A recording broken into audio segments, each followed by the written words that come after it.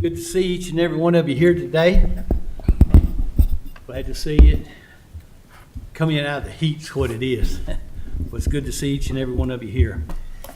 We're going to open with our invocation and our pledge to the flag. But we'd like to take a moment of silence in the very beginning here for our previous county attorney, Jim Jefferson, where he passed away, and remember him in our moment of silence for him and his family, if you will.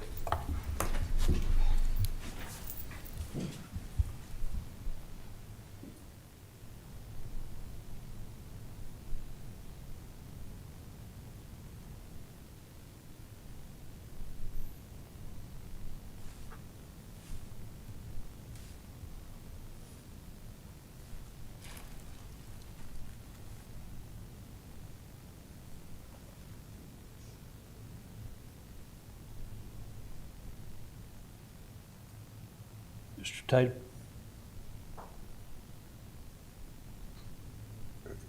Let's pray. Our dear Heavenly Father, we come to you today just thanking you for all the blessings of life that you give to us, Father. We thank you for this opportunity that we have to meet here today and conduct the business for the citizens of Franklin County. Father, we ask you today for leadership and guidance and wisdom and discernment, that we make the right decisions in everything that we're faced with, and that we act according to your will.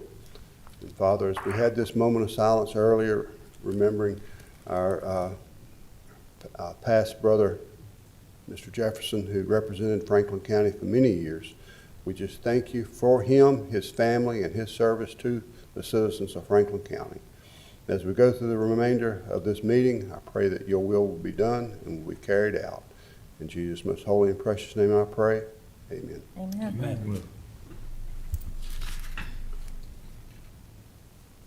I pledge allegiance to the flag of the United States of America and to the republic for which it stands, one nation, under God, indivisible, with liberty and justice for all.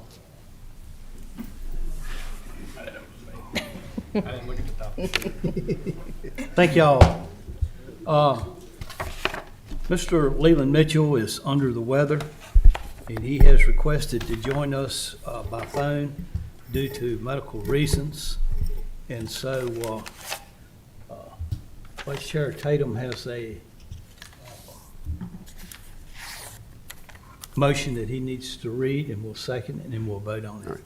Tatum? Mr. Chairman, as authorized by Title 2.2, Chapter 37 of the Code of Virginia, I move to allow the remote participation of Supervisor Leland Mitchell by telephone for today's meeting, as he is unable to physically attend due to a medical reason.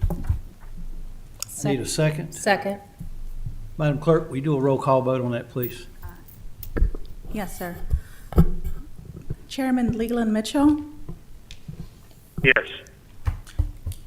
I'm sorry, I meant Supervisor Leland Mitchell. Supervisor Carter? Yes. Supervisor Tommy Cundiff? Yes. Supervisor Tim Tatum? Yes. Supervisor Lori Smith? Yes. Supervisor Ronald Mitchell? Yes. Chairman Thompson? Yes.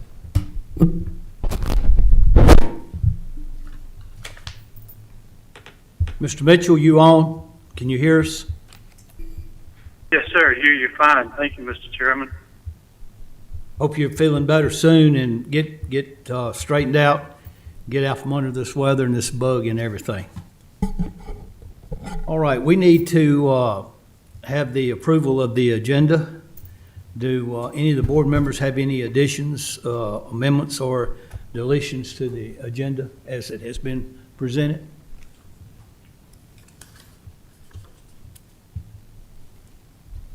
Hearing none, then we'll move forward on that. I think we can do that just by a consensus vote. All in favor, by saying aye. Aye. Any opposed? All right, surely that goes forward. All right. All right, on the consent agenda, I'd like to remind each and every one that if you have any questions prior to the meeting, a lot of times they can get resolved if you'll call a member of staff. But anyway, with that, we have two on the Consent agenda today for the Virginia Housing Grant and the Commonwealth Opportunity Fund Grant Extension Request. Any comments or anybody got any concerns on these? All right, hearing none, we need to do a roll call on this one, I believe. So, Madam Clerk, if you'll do a roll call vote on the consent agenda. We need to have a motion that this is approved. Mr. Chairman, I make a motion, we approve the consent agenda as presented. Second. Ms. Smith seconded. All right, Madam Clerk, if you do a roll call vote, please. Supervisor Leland Mitchell, Yes. Supervisor Mike Carter, Yes. Supervisor Tommy Cundiff, Yes. Supervisor Tim Tatum, Yes. Supervisor Lori Smith, Yes. Supervisor Ronald Mitchell, Yes. Chairman Thompson. Yes. All right. Mr. Daniels with VDOT. It's good to have you here with us today, sir. Virginia roads are a lot better shape than Hawaiian roads. Yes, sir. Perspective. Just to let you know. Thank you. Boys over there, they had run out of funds. I was on Honolulu, and they were putting the road up, elevated road, and it just cut off. And they hadn't worked on it for 3 years, Stop and there it construction. was. Pay as you go.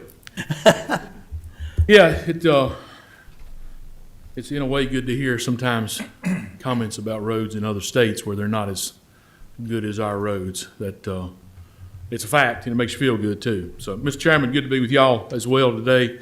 I've got a regular report. I'll hit the highlights and then take any questions from the board. So, on page 1, Wades Gap Road, we've got a low water structure on Wades Gap, about a mile from NAF, that we're going to replace. And to do that, we need to close the road. So we'll close that starting next month, and should take about a month, 30 days give or take, to complete and get that replaced. We struggle with the water and heavy rains getting over that structure, and we've had some debris impacted in those pipes. They're quite old and failing. On page 2, the Brooks Mill Burnt Chimney Road roundabout is under construction and going well, I understand. Some of you may know that for whatever reason at Muddy Fork on 220, we've had our fair share of crashes and sometimes severe because of the speeds on 220. We've reviewed that. Our traffic engineering group has reviewed that. And we're going to add, if they're not already in place, I don't know that they are, but we're going to be adding some intersection crossroad symbols going northbound as you approach Muddy Fork to help draw some attention to it. It is just a sign, but sight distance is most definitely adequate. We don't have a good reason for the crashes, but we're trying to mitigate those as best we can. On page 3, Timberline Road, our rural rustic project, is currently underway. I don't think we have any major issues. We're working with the landowners out there and getting that. We'll have that complete this year. A couple notes I wanted to make. I think Supervisor Carter asked about Commerce Road, and County Administrator Whitlow had called me about it as well. We've actually cored that. We drilled down into pavement to see what's there. Went back in time looking through our file, and since 1994, when we brought this road into the system, once we do whatever we do to it this time, it'll be the 4th time we've addressed it since its inception, which is really too frequent. But some of the material that the road was constructed out of is the root cause of what's going on out there. So anyway, we're working towards a solution. I'm not going to commit today that it's going to be the perfect solution, because I think the end all would be to reconstruct quite a bit, if not all, of that roadway down a couple feet at a minimum. And that's significant cost to do that. So the message today is we're working on it, trying to develop some kind of strategy to overlay it, mill it and overlay it, or whatever we come up with that will hopefully last. But I do fear that if we just do what we've done, we'll get what we've got. So we need to work on that a little bit. One other note, Some of you may have gotten some calls, I don't know, but on June 13th, overnight, we're doing a latex slurry overlay on 220 southbound. The contractor was placing the slurry, or the latex, if you will. They got a rain shower. They've got time restrictions on 220. They opened the road back up, what now appears to be too soon. And we may have gotten a shower that morning, I'm not sure. But we have gotten many calls about vehicles that got the material on their vehicle. And it's not just spray it off with a water hose. It takes some significant cleaning. The contractor's very aware. They've committed to making sure all those cars get cleaned.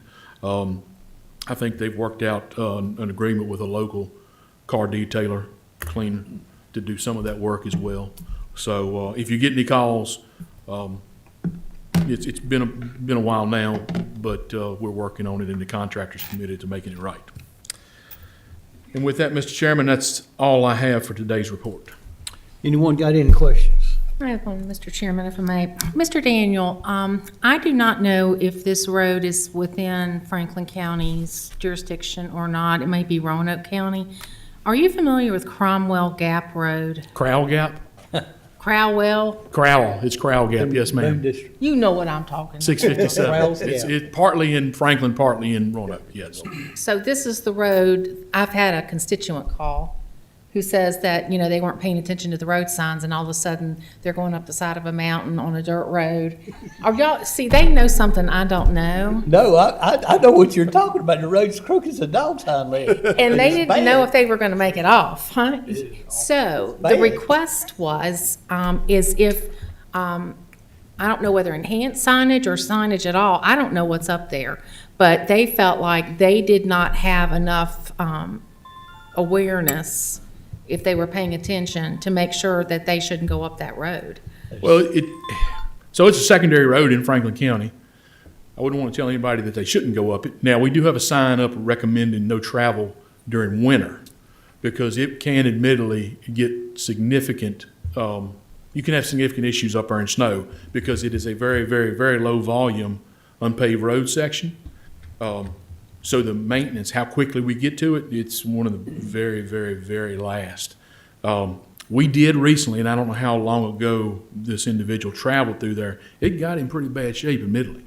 And we went up there and spent some time grading it out, and got it passable. In fact, Brian and I went through there, I don't know, within the last month, give or take.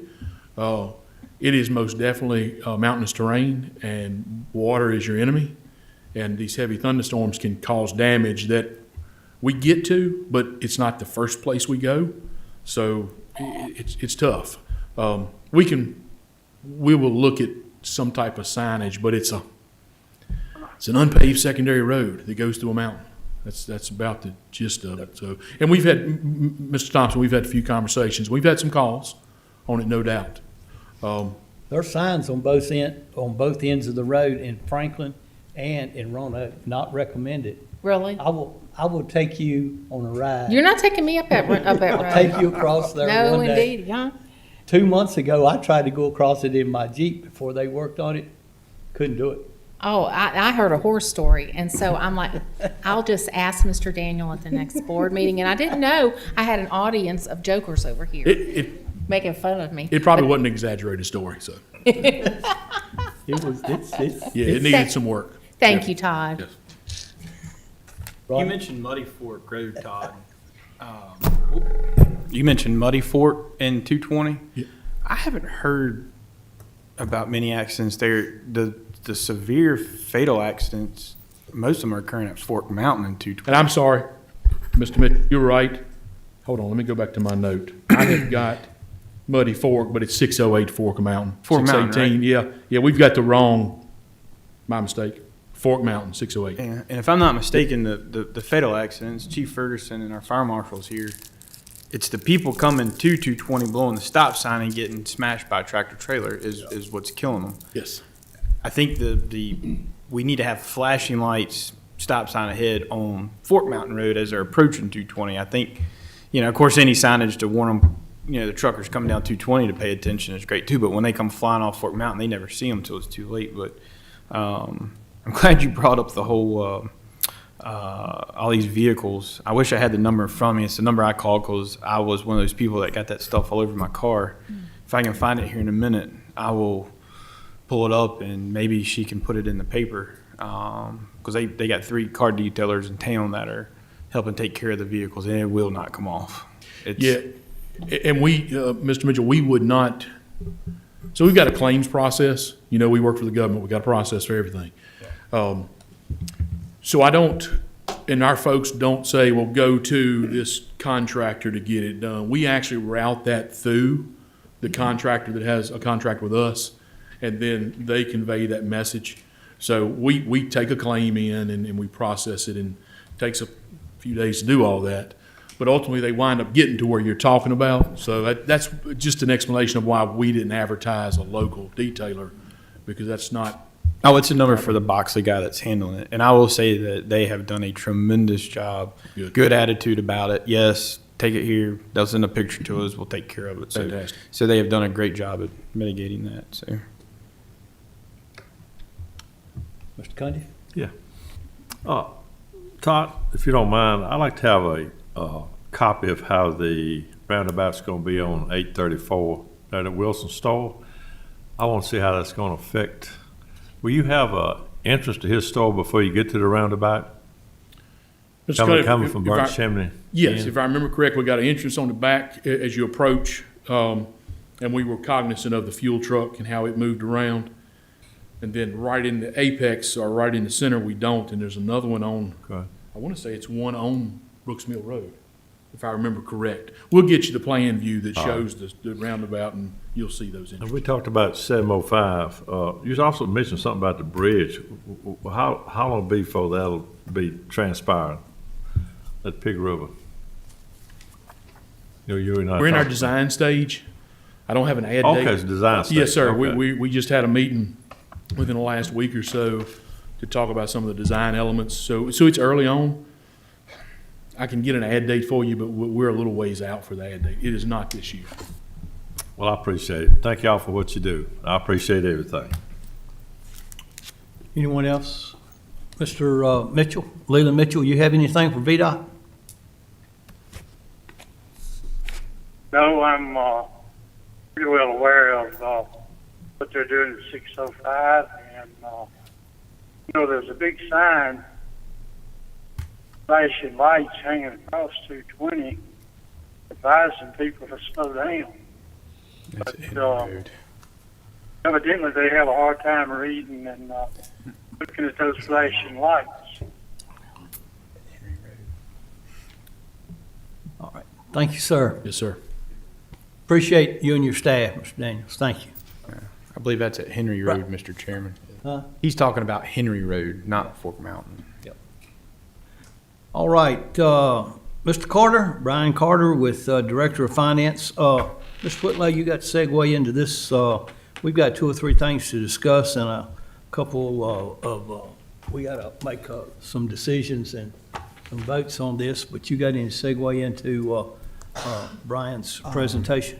Sure, Mr. Chairman. I think as Mr. Carter comes forward, is certainly his monthly finance report, and he will walk the board through that and a couple of the highlights, and I think Brian can explain some of where the revenues are, specifically with twice a year. We saw some real estate, of course, collection at the end of May. You'll see that reflected in his report.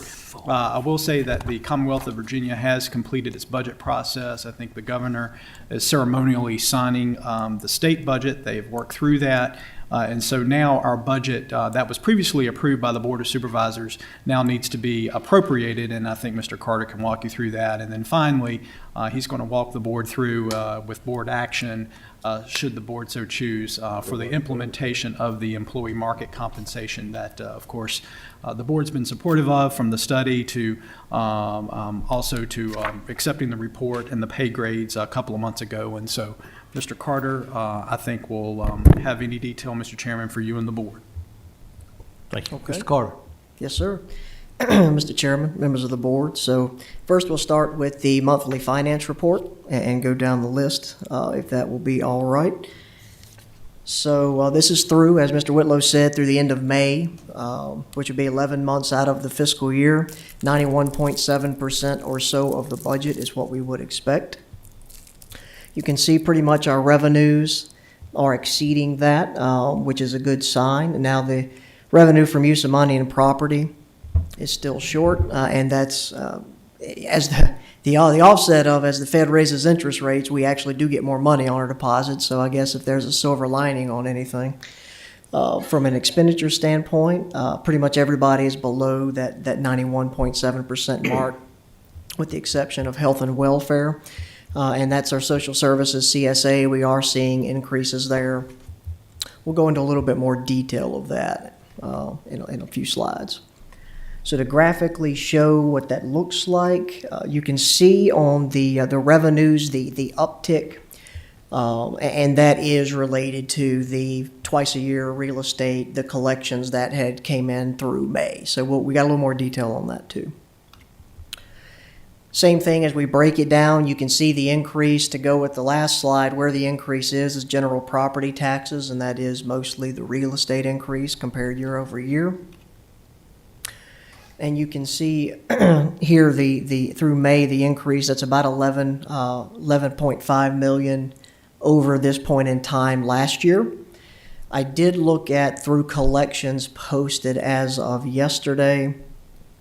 It looks like we're probably around 20 to 21 million in the one-time real estate collection. So wasn't able to talk with the treasurer's office and get the information today on what delinquents and things may look like, what may still be left.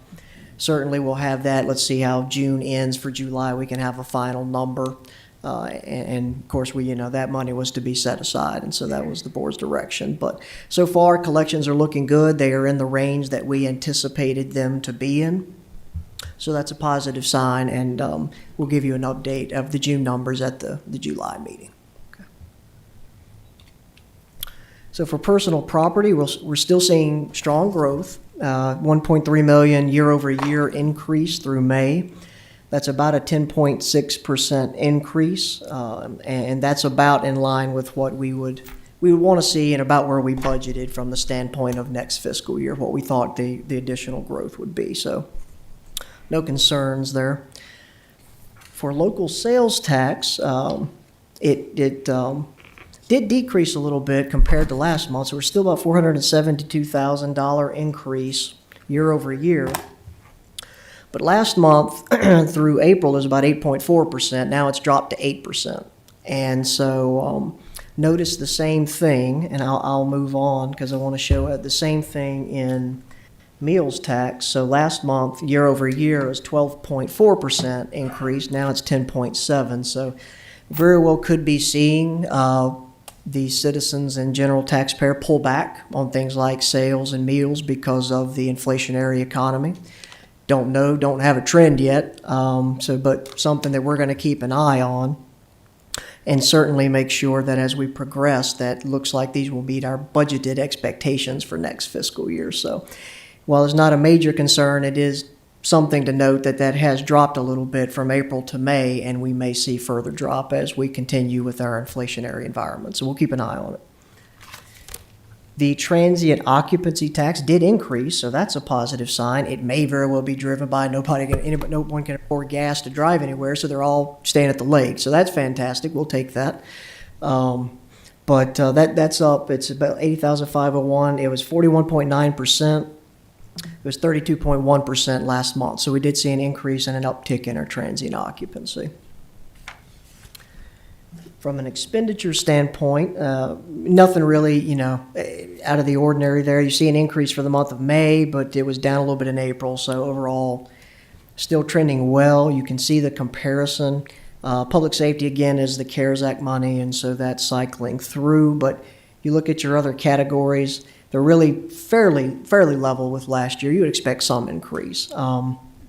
The one that you can kind of see a little bit more is health and welfare. So to break that down for you, you can see in social services, so you have their operating, and then you have the social services programs, which is their federal spending money, those benefit type programs. And then you have CSA. So the actual growth in social services operating is well within budget. So while expenses are up, they're still well within budget. The social services programs is a little over where we would expect it to be for budget at this point in time. That is mostly due to adoption subsidy foster care, not necessarily surprising. The state, of course, is having the same issue and really the nation, so just part of it. Now, we do get pretty significant federal subsidy or state subsidy on that money, so that's not all local, of course, but that is driving an increase year over year. And for CSA, we, of course, it's tough to tell with how big this span is on this grid, but we are seeing an increase. We do expect to be over budget for the end of this fiscal year. And with the rate sheets that we're getting back from our private providers, they're double-digit increases in the cost of services. And you add to that the very expensive and complex services that our children are needing. We don't expect this to get any better next fiscal year. So something we're keeping an eye on as well. So for fund balance, this really hasn't changed since last month. So we're still at $7.8 million based on last year's audited fiscal year end number, okay? But there was a request to provide a little bit more detail on what makes up these items. And so the $3 million for the county rollover, you can kind of see the list here. The biggest chunk of that was related to employee bonuses or volunteer bonuses. We did restore some money to the capital reserve. We needed to put money aside for a leachate tank replacement. Public safety radio system improvements. While that wasn't necessarily project specific, there were things we know that are coming up, and so that money was set aside to deal with some of those items. One-time money for cybersecurity enhancements, shoreline stabilization at Smith Mountain Lake Community Park, $100,000 for canneries repair and maintenance, $150 for pictometry, aerial imagery, so the pictures from standpoint of reassessment and all those things that you see from our GIS site. And then the other, those were everything over $100,000. For the sake of being able to put it on a screen, I combined the other smaller. They were all less than $100,000. Department requests, most of that was more specific department needs. These were the bigger items. Certainly have the full list, can provide that to you. Can do a handout later or an email, but this is the higher level list of that $3 million. Okay. So the school system was about $2.5 million. And so you can see it's similar. There was the employee bonuses that tracked with similar to what we did on the county side. And then they had requested rollover funds for secure entrance projects at Snow Creek and Burnt Chimney. And then once bid, which were open, they needed additional funding because of the inflationary environment. They even exceeded the engineer's estimates. And then the last funding request that was approved by the board was additional capital money for school bus purchases. And so all of that, I think there's $12,000 left basically in the school rollover pot. But those are the rollover approvals by the board up to this point. So for an economic update, we saw another high month of inflation. It was 8.6% year over year for May. Still, the highest since the early 1980s. What this has done is necessitated an interest rate or a base rate increase by the Federal Reserve of 0.75%. That's a significant adjustment for them. Most of the time they deal in about 1/4% at a time to try and ease it in. I think it's indicative of how concerned they are with inflation at this point, that they went 0.75% in their base rate. You'll probably see additional over the summer. This has benefits in the sense of that, it might slow down some of the inflation eventually, but on the other side of it, it certainly, if we go to borrow money, things of that nature is going to cost us more. And so those are all things that we look at. So for the state update, we've all been anxiously waiting for a budget. It seems like we have one. And so the General Assembly approved on June 1st. Governor Youngkin had it, and he had 7 days. And so he made amendments. I think the General Assembly has worked through those. So we're now to the point of waiting on our state agency partners to give us revenue estimates, because there's a lot of language in there, but we really don't know what impact that really means. a lot of these areas. And that includes compensation board, that includes our school system. And so those are the things that what will probably happen is, the next item is the appropriation resolution of the budget for next fiscal year. That's as the board adopted it back in April. So what probably we would look to do is say, well, we need time for those revenue estimates to make their way through the state agencies. We very well may need a budget amendment, possibly a public hearing at the July board meeting. If there are significant revenues to the point that they exceed our 1%, and we need to hold that public hearing and all those things. But hopefully in the next couple of weeks, we'll have those revenue estimates, have a little bit better idea. But as of now, we're kind of in a holding pattern, just waiting. It doesn't look like what was approved will have a significant, especially a negative impact on us as a locality. From what I've seen, they kept the local option of the sales tax, the 1%. So we do not have that reduction in our budget, and so it looks like they did continue with some extra money for constitutional offices, and so there were some money there for the school system. I'm not educated enough to speak to that at this point. Hoping we'll work through that. Certainly work with the school staff as we move forward. All right. Well, that's my finance report. Be happy to answer any questions on that. Anybody? Ronnie? So, thank you, Brian. Appreciate it. As usual, fantastic job. Just don't watch the news very often, but I just happened to catch something on the news. You know how I've been harping on the school resource officers, and I'm hoping to hear a little more about that later. I caught a glimpse of the news that they were thinking about $50 million to go towards SROs. Did that get approved? I think.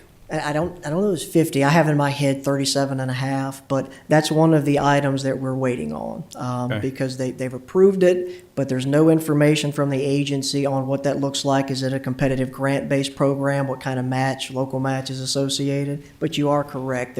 Should be some money for those. Yeah, I was going to bring it up in other matters. We got to have a serious discussion on this. But looking down the road, I always ask you this.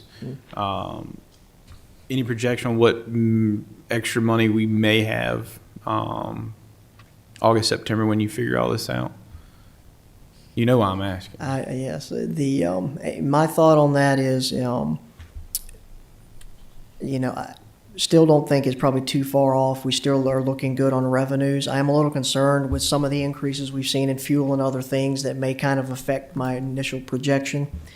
Probably still a healthy surplus, but what I'm concerned about is we've kind of already dedicated a little over $2 million in surplus that has to restore certain things from previous action that has to come off the top first. Right. Before we would be able to use any new spending. So I don't have a guess on over and above what that may be. Well, I respect that. The thing that I would ask, as we continue to see things just going through the roof, I mentioned last month before, about Callaway's tanker, and they're next on the list.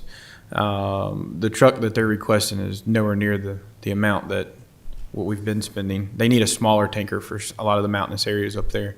Can Director Ferguson, yourself, get with Chief Webb and Assistant Chief Williams and at least get the ball rolling so they know that we are trying to work towards that if we're able? I'd appreciate it. Sure. Thank you. Absolutely. Appreciate it. Hi, Brian. Yes, ma'am. Can you go back to the fund balance summary sheet, please? That one there? The one before. Sorry. Okay. So the $3 million, the next slide that lists and articulates the makeup of that $3 million rollover funding, correct? Yes. Okay. And maybe it's in that list, what I was trying to get at last month.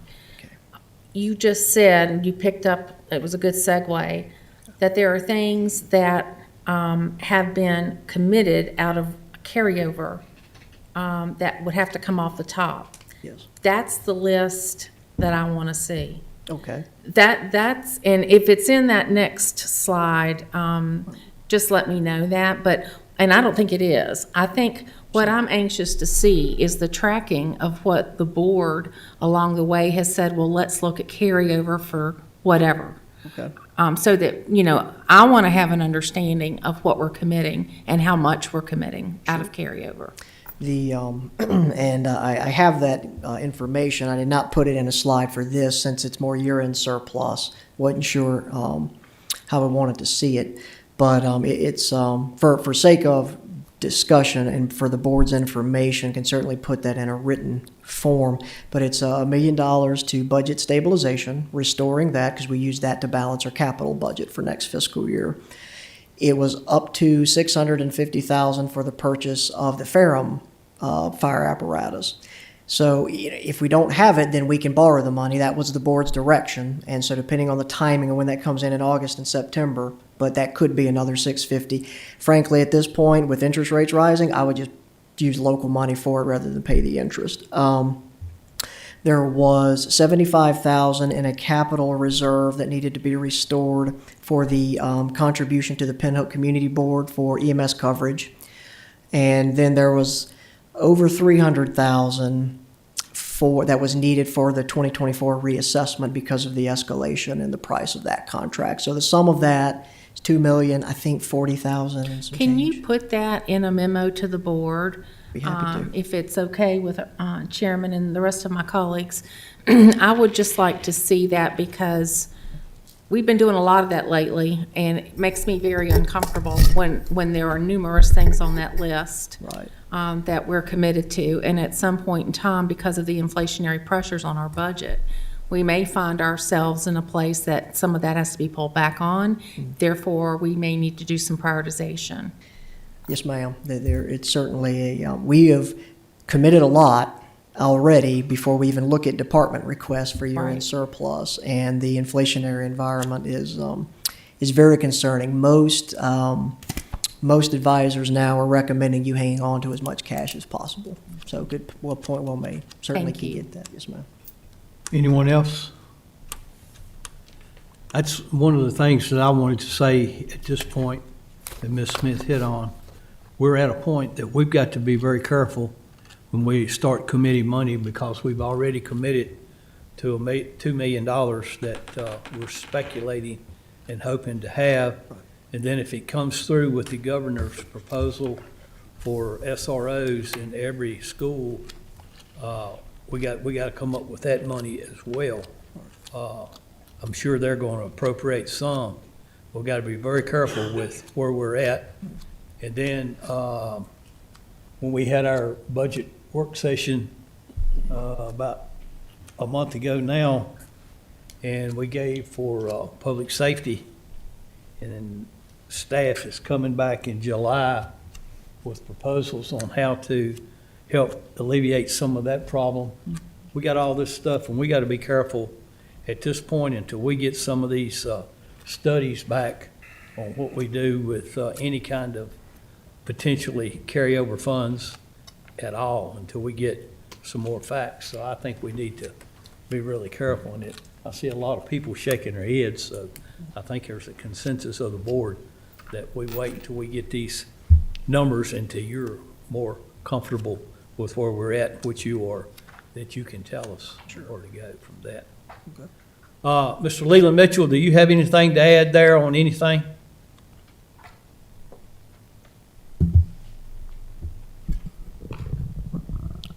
Leland?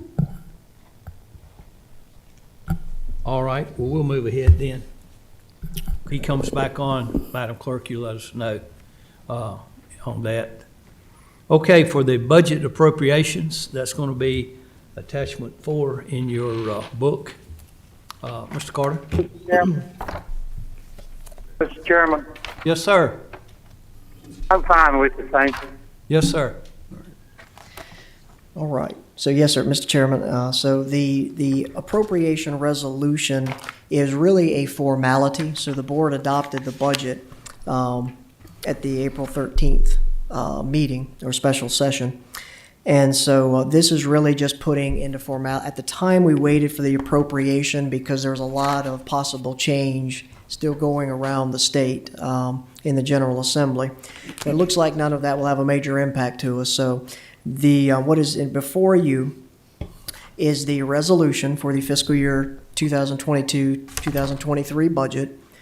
And what it does is it says that all of these things will be appropriated. School board, social services get their allocation. And then, of course, the other portions, any funds that are grant-related, all of those things roll over. Capital funds automatically roll over. Those are standard items that are in this resolution so that we continue the funding for those projects. So the exhibits that are more toward the back are the dollar amounts. And so there's Exhibit A and Exhibit B. There's for revenues and expenditures, and that breaks it out by your categories. The main thing I wanted to just point out is just the total, unless there are additional questions. So total gross budget is $227,484,731. And then we net out transfers from the standpoint of it double counts because of the school system and things of that nature. So when you net out the $45.5 million, the net budget is $181,975,816. And so that's broken out whether revenue or expenditure. You can kind of see those cost categories. Of that amount for the school system, their budget, now that includes state, federal, all money, comes to about $113.5 million. So I'd be happy to answer any further questions, but this is really the formality to what the board adopted at the April meeting. Is there any questions to Brian on the resolution that's presented? I just have a Yes. quick request, Mr. Okay. Chairman. Brian, is it possible that we could give our partnering agencies that are enumerated here, being social services and the school board, a copy of this? Because there's language in here that goes to the different treatments of appropriations and so forth. Yes. Do we provide that to them, or is this just something that we deal with on our side? We provide them a copy of the approved line item budget. We do not provide a copy of the resolution per se. I think a lot of the language that are related to the school system and social services are probably more state code dictated as to when we appropriate the money, what they can and cannot do with it. But we can certainly share a copy at any request, absolutely. Yeah, I just think that it's just a courtesy, Okay. given that they're mentioned in the resolution Sure. with the associated treatment of their funding. Absolutely. Thank you. Anybody else got any questions for Brian? Okay, now we've got to make I need a motion and a second to approve the resolution. There's a copy here on page 1 of attachment 4, or you can do your own, motion, whichever. Tim?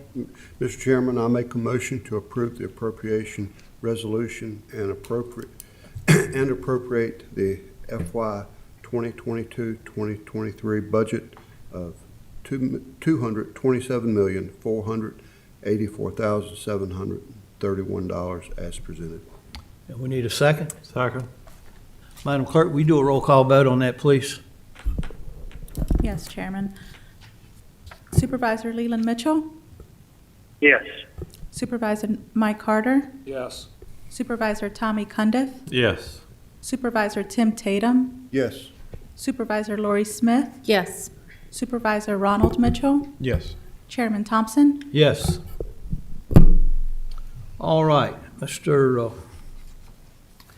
Carter, the employee market compensation. Mr. Whitlow, if you have something you need to add in here onto that, but if you'll take care of that, that's going to be attachment number 5 in your budget book. Thank you, sir. Thank you, Mr. Chairman. And so, so this is the, I won't say the final item, but it should be pretty close to the final, and I'm certainly hopeful that it is. Can you hear me okay? Okay. And so so what, just to remind previously what we've done, so we presented the survey results. The board approved the new pay grades, and so they gave kind of staff 60 days to review and work through what that cost impact and implementation would be. And so we did, at the board's direction, reach out to Those other partners being social services and also our constitutional offices of whether they wanted to participate. Because obviously when you have local money, there are things that you may or may not be able to do from a county policy standpoint that you may be able to do from a compensation board standpoint or a DSS state standpoint. So we wanted to make sure we worked through all of that. The sheriff's office, of course, we've met with them several times. They're good to participate. The other constitutionals weren't quite comfortable at this point, and so we wanted to make sure we put that in there. Of course, all full-time staff will receive a 5% cost of living increase. Want to be clear on that. What we were asking for participation on was the market adjustment and also the philosophy of moving employees along the pay grade. And so there are some things that were, one reason or another, I don't think it was all the same reason in our constitutional offices. Some have some transition going on. There was twice a year real estate also going on, and so some probably felt like they wanted to get through that. And so I think probably that's something that we'll look at going for year two outside of the 5%. Social services, we met with them and went through a lot of analysis. And I think they feel, and I don't necessarily know that we disagree, that it's probably best for them to stay on the state plan. They have a lot of different mechanisms there. The other concern for us on that side is if they take if we take on the social services pay plan, the county might possibly be responsible for their HR benefits and administration, and we just don't have the staff on the county side to do that. And so that was something that kind of was introduced late in the game. So certainly maybe look forward to working with our partners a little further, maybe a year two implementation or something like that. But I want to be clear, what we have presented for you here gives all of them a 5%, but only the sheriff's office is getting market adjustments out of those partner agencies. And then you have our public safety, 911, general county employees that receive market adjustments and what's before you. So, Can you say that one more time, Brian? okay. Will you say that one more time? So our constitutional offices of Commonwealth Attorney, Clerk of Circuit Court, Treasurer, Commissioner received a 5% COLA. Okay. But they're not receiving a market adjustment because they would not, did not or would not meet with us on to accept the pay plan. And so they chose to this time remain on the state plan, the compensation board. Perfectly understandable. They have different discretion over those funds than they necessarily would on the county side. So nothing against any of them on that. I think what we may want to do over the next year is work with them a little further, and that's part of why we wrote it that way in the executive summary, because I think part of it's timing. So I think maybe we could get a little bit more information to them. And social services, again, gracefully declined, and we kind of agree with that. They have a lot better flexibility on the state plan. So they receive the 5% cost of living increase as well. Sheriff's Office, 911, and really they're part of the Sheriff's Office, Public Safety, and all other general county employees are included here on a market adjustment. Okay. So everybody receives at least 5%. If the Evergreen study said you really should receive more than 5% for the market, then we adjusted more than 5% in this proposal that we've got before you. All right, got you. So sorry, Mr. Chairman, I heard it different the first time. Thank you for repeating it, because now I comprehend Okay. what you just said is sheriff, public safety, all county employees get your 5% COLA and part of the compensation study. They'll get the greater of. So they get a minimum of 5. If the market adjustment was 8%, they get 8% instead of the 5%. And I understand that the cutoff was 20. The cap was 20 for the standpoint of fiscal feasibility, yes. And that was really critical with the compression issues. It was, yes. All right, thank you, appreciate it. But now that will make a little more money available to the county if the constitutional officers do not want to participate. It did, and it's been incorporated into this proposal. Into the ones that wanted to do it. Yes, and so. We got to make it clear there. Yes. The employees have to understand that it's not the county, it's the sheriff he wanted it. Yes, He jumped right on board with it. right. But the other constitutional officers are the ones that declined it in social services, not the county. Right. The constitutional officers is the one that done that. So it opened up some more money for county, the ones that wanted to participate. We need to make that clear. That's correct, and that's what Now, really for allows. whatever reason, they don't want to participate, that's their reason, but it needs to be known Yes, that the county didn't have anything to do with that. yes, sir. And we reached out, we asked for either a meeting to go over, or we just asked, would you like to participate, for one reason or another. So either they didn't want to at this time, wanted to circle back to it, or there was some transition going on, and felt like probably need to wait till next year, depending on, the circumstances were different, but you are correct. The effort was made by staff to reach out, and they declined for one reason or another at this time. Yes, sir. Yes, sir. Okay, does that, I just wanted to make that, and all the supervisors understand that. Yeah. They all know that if the employees start, they don't come back on us. It goes back to that, the sheriff participated, he wanted to. Yes. He was first one on board there. Yeah. There's a reason for that. And so, with that there being said, correct? Does that, go ahead and finish it. Okay. Thank you. Yes, sir. I did want to be clear with that for that reason, because, wanted the board to understand exactly what it is that's being proposed to you. And so, yeah, at this time, certainly thinking year two, I think that'll give us some time. We'll go back and address this, see if we can, because I do want to make sure that all of our employees, whether they're constitutional officers or not, are paid fairly and appropriately. So, Yes, sir. This is just for year one. What it did allow, as we alluded to, is that basically all full-time employees will now be able to have their market adjusted in year one, and which is fantastic news. We really thought it'd be a 2 or 3 year implementation. So by using our pots of money, our 5% COLA, and also the extra $1 million set aside for the market study, we were able to get it all in year one. Did want to point out the average increase for our sheriff's office was 16.4%. Now, this is across the board, so some higher, some lower. That includes all the sheriff's the sheriff as well. That's correct. Now, I want to be clear on constitutional officers themselves. They're elected officials, and their pay is set by the state, so we really couldn't set a pay grade for them. So they really would receive just the 5% anyway. We do not have them in a market adjustment because we can't set them in a pay grade. The state dictates what we pay them.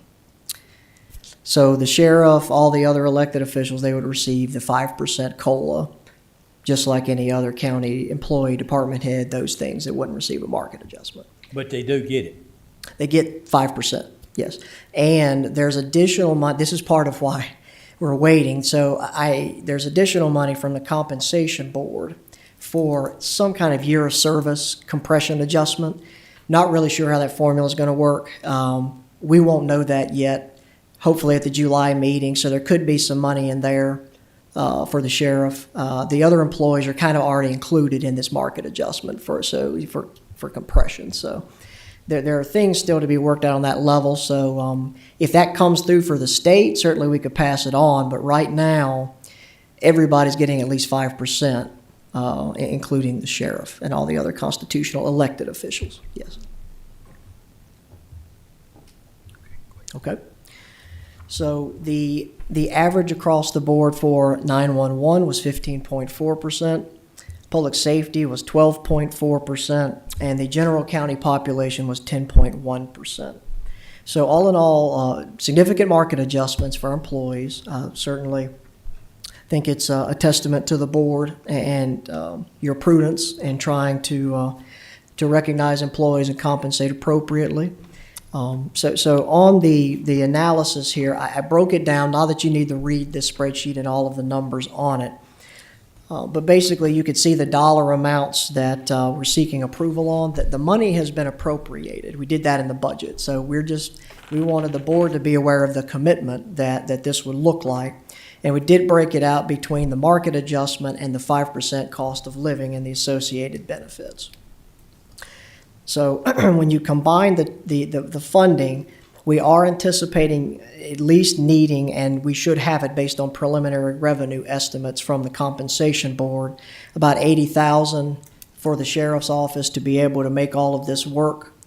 It looks like we'll definitely have that. So I think once we get final estimates, that's something that back what we were talking about with at the July meeting, if we need maybe to amend the budget, add a little more revenue, add some more to the budget, this may be something that we look at there if we get our final revenue estimates.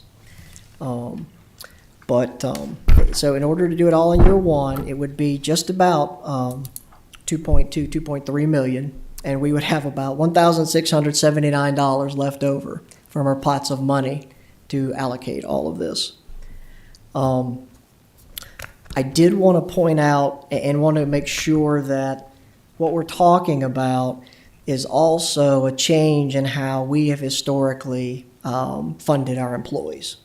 Because in order to keep, because if I remember board feedback, there was, and we pushed for this with Evergreen and in the solution, was we didn't do it one time and then it get off again. So we wanted to keep it going, keep the compression fixed. So the way we're going to do that is take every pay grade and put it on a 30-year scale. And so every year, we're going to look at least employees, and what we'll probably look at is every 5-year anniversary. That's easier because we do the service awards that we just recently handed out. We have a list. Our HR payroll staff can keep up with it. We're going to make sure they're at the right point in their pay grade. If they're not, what we'll probably do in future budgets is come to the board with 2 items. You're going to have a cost of living increase, and then you're going to have an additional market adjustment for a subset of employees.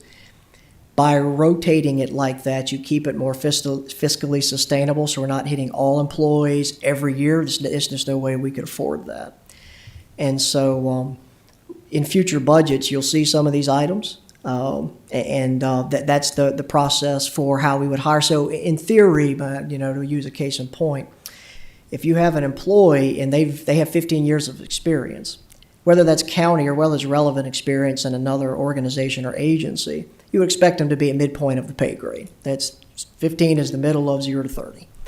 And so that's an example of what we would be looking at as staff to make sure we keep this up, that it is implemented appropriately, and we don't in 3 years come back to you and say, we're behind again, and now we have to do another compensation study and make a significant market adjustment. Okay. So. Does that open up anything else? I would like to get you to, I know that we being the county, have additional staff over and beyond what the comp board recommends in each one of these. Yes. Can you give us a list of how many employees we have? It doesn't, in each department, over and above what the comp board says that they need. Mm-hmm. I can. Or do you already know that? I know some of it. I'm thinking now, not including 911; those are all local funded. But sheriff's office, I think it's somewhere around 11 or 12 that are not comp board funded at all. I think that's accurate. Treasurer's office is one. Commissioner of Revenue, I think it's 3 or 4 that are not comp board funded. Not sure of clerk of court. I think it's only a part-time. Actually, we just approved a full-time for them in next year's budget. Commonwealth attorney, there's one attorney position that is locals, not comp board funded, and then a part-time administrative position. Now, for the most part, we supplement all positions with local funding because what the comp board pays typically isn't enough for a comparable position. Or as if we give pay increases and the comp board doesn't as much, different things, sometimes that gets off. But there's a very rare chance where we don't pay a little above what the comp board reimburses us for. Yes, sir.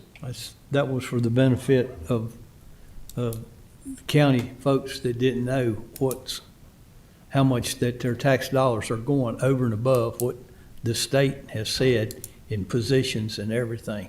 Because I knew there were several. There are, yes, sir. The sheriff's the only one here, constitutional officer that I see, and he jumped right on board with it. Did that change anything, Sheriff? I mean, you're on board with everything that's going on? Most definitely, yes, sir. So if you don't mind, Mr. Chairman, I will expand just to reiterate, we've talked about it, but appreciate the sheriff's office and their commitment. They met with us several times, certainly appreciate everything they've done. So, this does raise our starting pay to minimum of $43,000 for corrections, $45,150 for patrol, and then it institutes levels within for Deputy 1, 2, Senior Deputy, Master Deputy, and then, of course, you have your sergeant and above on your ranks. So it implements a career progression schedule in addition to the increases. And so we also had increases for 911. Their starting pay jumped over $7,000 based on what we're proposing here. And the same thing with public safety. So there are significant adjustments to starting pay and things with the pay grades that were previously approved, but couldn't have done it. Certainly appreciate the sheriff's office and the partnership with their staff as they work through this with us. Okay. All right, we gotta have a motion on this, one way or the other. It's in the number 5. Okay, Mr. Chairman, I make a motion to approve the compensation increases as presented in this summary. Ronnie Mitchell, second. Second. Madam Clerk, we do a roll call vote, please? Yes, Chairman. Supervisor Leland Mitchell, Yes. Supervisor Mike Carter, Yes. Supervisor Tommy Cundiff, Yes. Supervisor Tim Tatum, Yes. Supervisor Lori Smith, Yes. Supervisor Ronald Mitchell, Yes. Chairman Thompson. Yes. Thank you. Thank you. Great job, guys. All right. That's awesome. Eric Schmidt. Mr. Chairman, while Mr. Schmidt comes up, I would be remiss if I did not thank the Board of Supervisors and certainly Mr. Brian Carter and our Human Resource staff, Pat Barnes, Amanda Walker, Phyllis Scott. Excuse me, I was thinking earlier regarding there are milestone things that this board celebrates often. Capital items, things like broadband expansion or water and sewer improvements that we've been able to make. This ranks right up there with some of those improvements. It may not seem gets all the flash and pizzazz, but this is this board's commitment that you all set out a year ago to the county staff. And on behalf of the county staff, I personally thank you. And personally thank our staff. It's a tremendous effort that everyone has put in, and that's a commitment from this board that operations means something, so I want to thank the board. Thank you, Mr. Chairman. Yes, sir. Thank you, Mr. Chairman, members of the board, Mr. Whitlow, Mr. Gwynn. For the record, Eric Schmidt, GIS Coordinator, here to give you a brief update on the redistricting and then to present you with this ordinance. By way of an update, I will mention that on March 2nd, the Attorney General, Franklin County submitted a request for certification of no objection with the Office of the Attorney General for our local redistricting information. On May 2nd, that office issued Franklin County a certificate of no objection for our proposed local redistricting. That certificate represents the state's approval of the proposed 2022 election districts and then opens the door for today's request, your approval of the proposed 2022 voting precincts and polling places. As a reminder, I know you have this in your packet, but here are the proposed voting precincts, and then these are the proposed polling places. On both of these, the only change on the voting precincts is that the Wadesboro precinct moved from the Blackwater to the Blue Ridge election district. And then what was referred to as the Scruggs Fire Department as a polling place has, as you all will remember, been renamed the Jane Crawford Training Center. The location did not change, merely its name. Those are the only two changes. With that, I'm happy to answer any questions. Has anybody got any questions for Eric? Thank you, sir. Yes, sir. Appreciate it. All right, I need a motion on this to approve these new districts as they have been presented. In tab 6, in the very back, there's a proposed motion. What's the pleasure of the board? Mr. Chairman, I would move to approve the proposed ordinance to reestablish the local election precincts and polling places in Franklin County. Second. All right, been approved and second. Madam Clerk, we do a roll call vote, please. Yes, Chairman. Supervisor Leland Mitchell, Yes. Supervisor Mike Carter, Yes. Supervisor Tommy Cundiff, Yes. Supervisor Tim Tatum, Yes. Supervisor Lori Smith, Yes. Supervisor Ronald Mitchell, Yes. Chairman Thompson. Yes.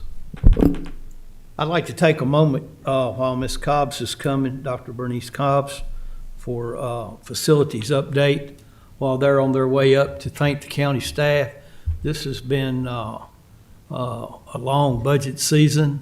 It's been a lot of meetings. It's been a lot of things that have taken place and went on. And I want to thank them for all of their hard work, overtime that was put in, and appreciate it. And on behalf of the Board of Supervisors, we notice things like that. So thank you all a whole lot. Dr. Cobbs. Good afternoon, everyone. Today, under Facilities Update, we're going to give you two brief updates. The first update will be on security and safety. I have Mr. Jason Williams with me today, Director of Operations, and we also have Sheriff Overton with us today. Thereafter, Mr. Williams will give you just a brief update on ongoing and pending construction projects that we have. Mr. Williams. Actually, I'm going to give you the facilities update first because Sheriff Overton and I will probably piggyback on each other with the safety and security. As in the presentation of Mr. Carter just a few minutes ago, you saw that construction has begun on secure entrances at Snow Creek and Burnt Chimney. The upgrades at Snow Creek are much more extensive than the ones at Burnt Chimney. It is well underway. I've been down there quite a few times. In fact, there's an update meeting that's happening right now with that project. If you'd like to go by there and drop by to see what's going on, we welcome you to stop in there at Snow Creek. The upgrade at Burnt Chimney is not quite as far along. The same company is doing both upgrades, but they are on schedule. All right. Also, Glade Hill and Sontag, the projects that are started there with the air conditioner upgrades in the cafeterias have also begun, and they are also on scheduled to be finished before school starts on August the 10th. And all four of those big projects that we have for this summer, again, are scheduled to be finished on or before August 10th. But as in all projects go, we will wait and see. But we're anticipating that will happen. Just also as an update, the request for proposal out for the HVAC project at Benjamin Franklin Middle School is on the street. Those proposals are due back on July 14th. All right. Also, boiler replacements, both at Glade Hill and Callaway. The boiler is in place at Glade Hill. It has not been connected yet, but I've checked on that project specifically a couple times. We're anticipating that will be finished this week, and then they'll be moving on to Callaway. We're hoping that on July 7th and 8th that those two facilities will be able to open. And again, those are anticipated and looks to be on schedule. We were a little concerned about those because the boilers were not in place, but they did begin work on that last week. Those are the main facilities upgrades that we have that are going on right now. Any questions for me as far as those facility upgrades? Mr. Cundy? On the Glade Hill cafeteria, does that include the kitchen? Is all that encompassed into one? No, sir, they do not. A kitchen and air conditioning just don't work well together. They fight each other the whole time, just because you're throwing heat, you're throwing, we're hoping that they will get some residual, but in all of our situations, the kitchen itself is not conditioned, if that makes sense. So it's basically just a cafeteria where Yes. they eat, that's it. Okay, well, I mean, I didn't know the reason, I mean. Yeah, I didn't know. it's a mechanical issue with just the fighting one another, with the fighting the heat and just the equipment that's in there. You've got a lot of things going on there. Okay, thank you. All right. Anyone else? Okay, Thank you, sir. Going to move on to Yes, sir. on to safety. Like everyone, we're still kind of raw and within the just a few weeks of the events in Texas. Anybody who's worked in the school system, had been in a classroom, law enforcement has gone back and forth and tried to evaluate what would I have done if I were in that situation? What would I have done if I was the classroom teacher? What would I have done if I was the principal? Scenarios I'm sure have played over. What would I have done if I was the law enforcement? And our goal is to never evaluate what happened somewhere else, but to evaluate how are we prepared? What types of procedures and protocols do we have in place? And to really evaluate those and to always go back and to look and see if there's differences. One of the things that I would like to highlight as probably the most important relationship that we have is between local law enforcement and the school division, the sheriff's office, the town of Rocky Mount. Ongoing for probably the past 6, 8, 10 years, that relationship has only been strengthened. The sheriff is committed to walkthroughs in our buildings. Our deputies are coming through at different times of the day, multiple times of the week. To us, that is vitally important to just awareness, to communities seeing a cruiser or police car at that facility, not just at 9 o'clock every second or third day, but at multiple times during the day. Those walkthroughs usually consist of checking doors to make sure that they're unlocked. Really, they are not there they're not going into classrooms. They're really just checking doors, classroom doors, exterior doors, anything that they see that might look out of place. To me, that's just a vital role, and it's really, really important. Some of the things that we have in place that I want to give you a snapshot. I'm not going to give you a full inclusive everything that we have in place, but I really just want to kind of give you a snapshot. And if there's things or questions or other things that you may have concerns about, I would invite you to ask me. There are ongoing, one of the other things that this relationship with the county has been with the sheriff's office and the town, active shooter trainings, drills. Those have been ongoing for several years, not something that's just started to happen. There's been tabletop exercises where law enforcement and school division folks come together and we talk. We also, we have regulated drills that must take place every year. And the state regulates a minimal amount of drills. We have evacuation drills. We call those evacuation drills. Would also be known as a fire drill. We typically have one a week during the first month of school and then one per month the remainder of the year. Lockdown drills, we have to have one of those within the first 20 days and another one within the next 60 days and then another one the next in the second semester. Also, the state regulates that we must do a minimum of a 24-hour notice to parents if we are going to have a lockdown drill. We also have tornado drills. Each school has a crisis management plan that's updated yearly. In all of our schools, we have a crisis management or a crisis team and a threat assessment team. There's two different things that are going on there. See if I can explain that to you or to kind of define that to you. Crisis deals with more of a whole school related event. Threat assessment deals with more individual, or a best way to think about that is mental health, an individual crisis. All right, it could be a student crisis, could be a threat to another student, could be a threat to themselves, could be a suicide.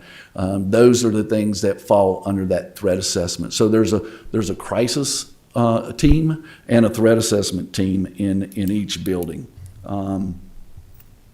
School safety officers, which I think is going to be, right now that's getting a lot of attention across our nation. We have 4 what is called school safety officers, and all 4 of those are located at the high school. They man our entrances and exits, our guard shack, our crossover from over to West Campus, and they also assist in traffic in the AM and PM at the middle school and the high school. We have 5 resource officers that are in place at the secondary level. 2 of those come from the town, 3 of those come from the county. Again, a lot of emphasis has been put on secure entrances, and if you've been around very long, you know that these secure entrances have evolved, just like practices from the sheriff's office. A lot of the practices from the sheriff's office, they change, they evolve, they become different. Kind of phase 1 is going to be completed with all of our schools receiving secure entrances. But phase 2 is we've got some that are going to need to have some updates to them because of they were completed years ago, and they need some upgrades to them. Alert systems, we have a couple of different alert systems in place. One is called CopSync. Basically, in a nutshell, what that involves is a classroom teacher has an icon on their desktop. They can alert, it goes directly to 911, and then there's a dialogue feature in that so that we can get more information out to them. It's kind of an enhanced 911 version. Also, on our phone system within the school, this has been really important to me. What it does is if a 911 call is made from a phone, it identifies specifically that phone. And in our phone system, you have to dial 9 first to get an outside line. And then if you have to dial 1 for a long distance, sometimes your fingers don't react as quickly as they should, and you accidentally do that 911. We get alert in our technology department, my department, every time a 911 call is made, and it identifies specifically where that call came from, whether it be a school secretary, whether it be a principal, whether it be the cafeteria, and then we immediately check on those to find out if that is a real call or if it was something that was inadvertent. There are a lot of procedures and processes in place. We're constantly evaluating. We're constantly working in tandem with the sheriff's office and law enforcement to make sure we're evaluating our processes. Questions? Anybody got any questions? I have No? Go ahead. On your outside doors, do they have windows? All of the outside doors do have windows. windows. Yeah, they have a window pane in them. What is to protect the schools for somebody just busting a window out? And can you reach inside and unlock a door? Absolutely. If you bust a window out, yes, sir. That's what I say. Yeah. So I think that's something you need to be checking into. That's really not a secure door. If somebody could break a window out and open it. Right. That's some of the things that always bother me about having doors with glass, especially at a certain level. Sure. So, but that's just my pet peeve. I was just curious Sure. how you did that. Yes. Jason, I want to say thank you for everything that you all are doing. Just to give you a brief history lesson, in January of 1996, Sheriff Overton assigned me to the high school as school resource officer. And one of the first impressions that I got was there were some staff that didn't like me being there. But this was pre, Jonesboro, Arkansas, and pre-Columbine, and before all of that. Over the years, it evolved, and I just want to applaud the work and teamwork between the school division and our sheriff's department and town police and other police agencies in the county. After the shooting in Texas a few weeks back, I've been approached by a lot of people. They all the time they come up, what should I have done? And I don't like pointing fingers, and I don't like being critical. And hindsight's 20/20. But I was able to say to these people with a great deal of confidence, I said, without being there, I can't say 100%, but I can tell you, law enforcement in Franklin County are going to address that threat, and it's not going to take an extended amount of time. I can appreciate the effort that started years ago with the sheriff's father, Sheriff Overton, and Sheriff Hunt continued it, and Sheriff Bill Overton is continuing to this day. And every police officer in Franklin County, whether Sheriff's Department, State Police, Town Police, and even Ferrum College Police Department, we're all trained in responding to a school shooting. Now, none of us ever want to do that, but I have to say that our men and women, and it's all centered around taking the leadership from the sheriff and the sheriff's department. And I just want to applaud their leadership in making sure that every law enforcement agency in this county. Now, if there's an active shooter at one of our schools, you don't know what color uniform's coming. It might be a game warden. It might be a trooper. But you're going to get response. And luckily, hopefully, hope and pray it never needed, but I feel confident in knowing that if it is needed, it's going to be there. And I just can't say how much I appreciate the teamwork between your staff and the sheriff's staff and the teamwork that's been there for many years. And thank you, Sheriff, for that teamwork and for protecting our children. Thank you. Mr. Chairman. Yeah. Before I go on my rant, are you done? Has Sheriff Overton got anything else to say? Sheriff Overton's also going to kind of piggyback on what I just talked about. The question before he goes away. Yeah. Oh, absolutely. Yeah. Thank you, Jason. Were you moving on? Well, if Sheriff, are you coming up to talk to us about SROs? Yeah. All right. Well, I'll I shut just up. had, Yeah. Mr. Chairman, a quick question for Jason, ahead. if I may. Jason, have you all conducted a safety overview study of all the schools? Every year we do a safety audit, and as do the Department of Criminal Justice. Every school has to complete that each year, and then that goes to the Department of Criminal Justice. Department of Criminal Justice works in conjunction with the Department of Ed, and we do complete that every year. So with the completion of that, is it broken out so that it identifies problematic areas, things that need to be fixed or enhanced? It does. I mean, there may be some things in there like it asks about what types of events you had that year. It asks you what types of security measures may need to be addressed, but it just evaluates the processes that you have in place, and we do get a report back. So does it go over processes? Does it go to actual, the entrances themselves? Yes. Does it go into the actual building needs and so forth relative to Yes, security? as far as, your security measures, some of the things, are your classroom doors locked? Do they have a lock on the inside and the outside? Do they,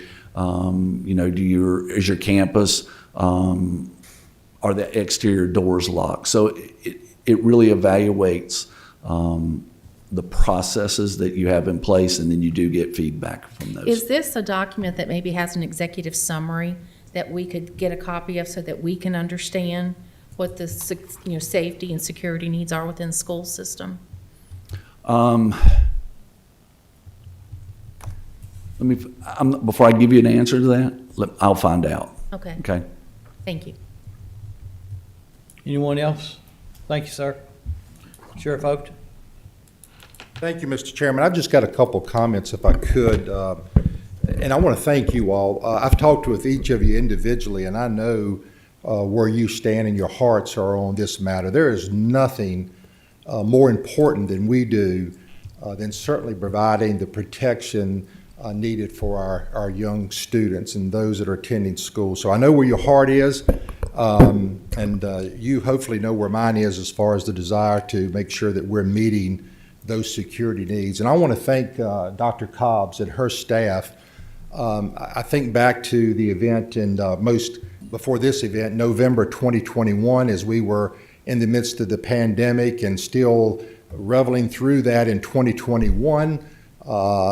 Schools were mostly doing online studies and students weren't coming to school. So it looked like school shootings across the country, even though they decreased from 2019, they were still there, but there wasn't a lot of dialogue and discussion about it. And then as schools started coming back, if you'll remember, November of 2021, the student that killed 4 students and wounded 3 others there in Oxford, Michigan, which really became a spotlight again because it really honed in on where flags missed of a troubled youth that did the shooting there. And I will say, as soon as that happened, before we went on to Christmas break, Dr. Cobbs and I met, and then our staffs both met to have dialogue about that particular incident, as we had done on Parkland, Florida shooting as well. But as you all know, these were high school events. There had not been an elementary school shooting until the past one was 2012 in Sandy Hook. And it's just the way it is. That many years had passed and more people had looked at high school surroundings and the possibility of a shooting occurring in that type environment. I want to remind the board too, if we look back at Sandy Hook, that school was secured. They had locks on doors. They had done a good job about securing the entrance into the school. And what did the shooter do? He shot his way into that building. So my point being there again, locks and security measures are a good thing to have in place, but they are not a stop catch-all if a shooter has the intent to gain entry into that building.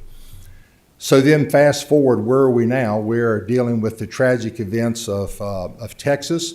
And as you are fully aware, and it's been discussed here today, we as law enforcement train.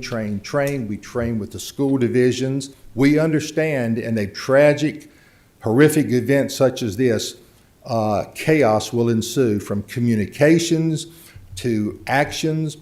But to tell you the honest truth, I stand back just bewildered and cannot answer why those officers who had just been in training, I understand, a couple weeks prior to that event, thankfully, our schools had already ended and graduation had already occurred before this event took place. But why those officers delayed going in that classroom will have to be answered, and I know investigations continue about that. Mr. Tatum, I thank you. You were a law enforcement as well as Mr. Thompson for years. We take this job with the understanding that at some point in time we may have to risk our own lives for the safety of our citizens. It's just part of what you sign up to do for the job. There was no reason why penetration should not have been made into that classroom, but that will continue to unfold. But after that event, it was certainly a reminder, as again, we've all discussed individually, of understanding that school shootings are an anomaly. I mean, they happen more frequently than any of us can even comprehend, but again, they're sporadic, spread out. But we all understand Franklin County, Rocky Mount could have been Uvalde, Texas, as any locality understands. So now we're with the task of understanding how do we secure our school systems, and we're back to the discussion of having armed personnel in those schools. I was reading after the event, the newspaper reached out to several school superintendents that were quoted in the paper. What do you do in your school system to make it safe? And it's reading it as a grandfather who has children that are school age. When I was reading it, a couple school divisions indicated they had locks, they had cameras, the things you would think should be put in place that are for security measures, but it didn't give me a sense of safety for my children. And even though it's not a safe all, but a couple school divisions around us, right here in this region, said, first thing, not that we had cameras and we have locks, we have a school resource officer in every one of our schools.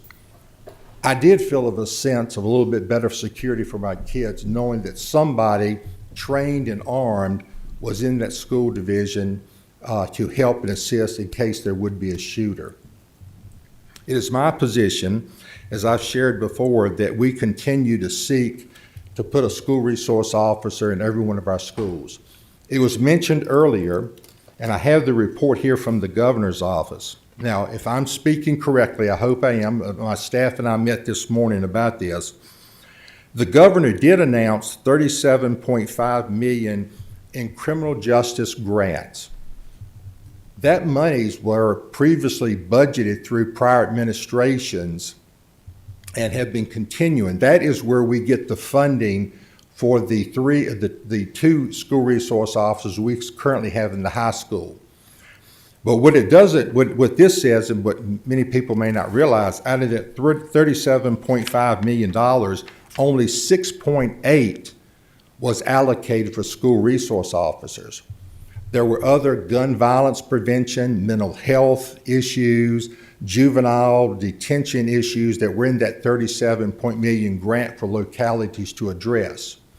Now, having said that, Governor Youngkin in his budget has appropriated another $22.5 million in this upcoming budget starting July 1st. And out of that $22.5 million, all of it is for school resource officers.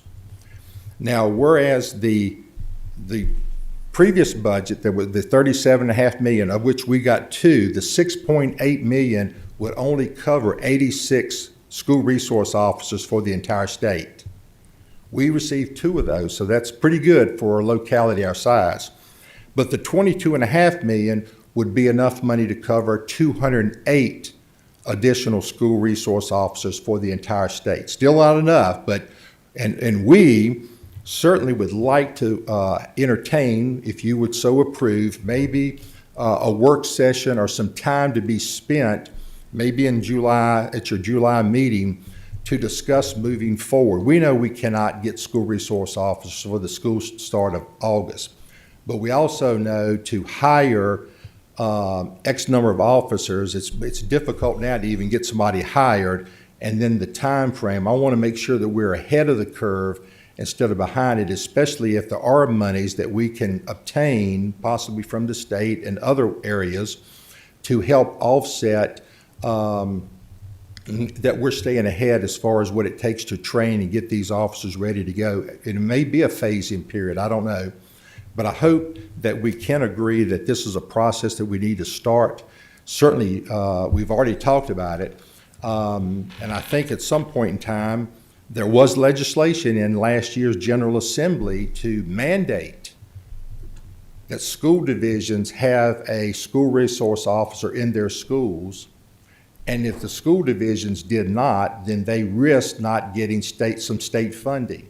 But the problem with a lot of them, Mr. Thompson's going to have a smile on his face after I say this, it was going to be a legislation, but there was no money attached to accomplishing that consensus. But after the shooting in Texas, I believe the state is realizing localities cannot do this completely on their own. We have got to provide state funding somewhere. I do believe from the legislation that's still being talked about in Washington with gun violence that there may be funds attached as well for school resource officers. My point only is, I think it's a prudent thing for us to be thinking about, we want to get this accomplished, let's start discussing it, let's move forward, let's think outside the box of how we can get this. And if funding happens, great, we'll take the funding that we get, But we're not behind because, again, it is going to take a period of time to get these officers hired, get them trained, and get them in our school divisions.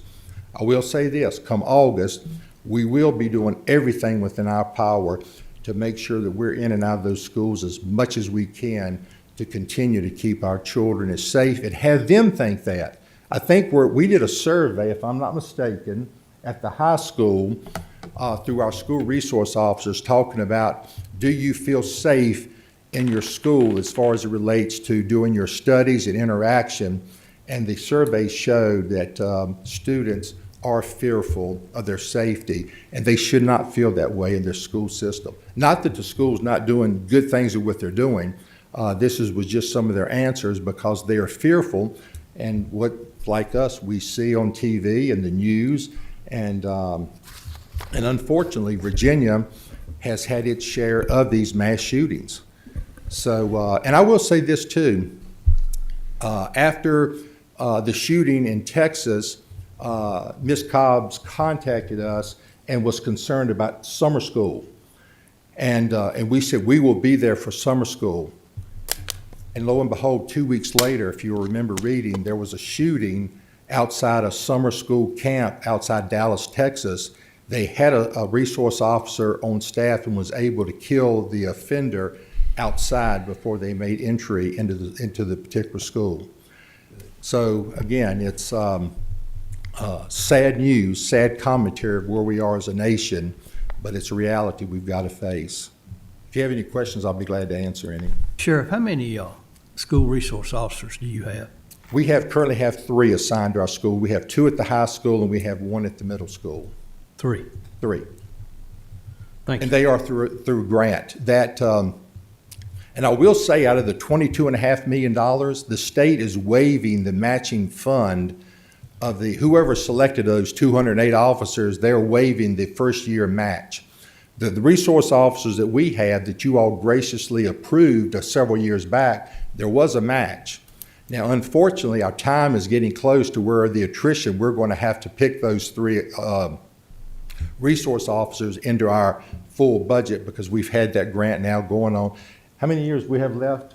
We have 2 more years left before that would happen. But there is a match. Was a match, and according to what I understand from the $22.5 million, I don't know that there's a match to it. It probably is a match. I think it is. Yes. It is a match to it, you yes. think? Mm-hmm. And you've got 3, 2 at the high school and 1 at the middle school. Yes. Okay. Thank you, sir. And I will say they do make a difference. I thank Mr. Williams for his knowledge in that, and Ms.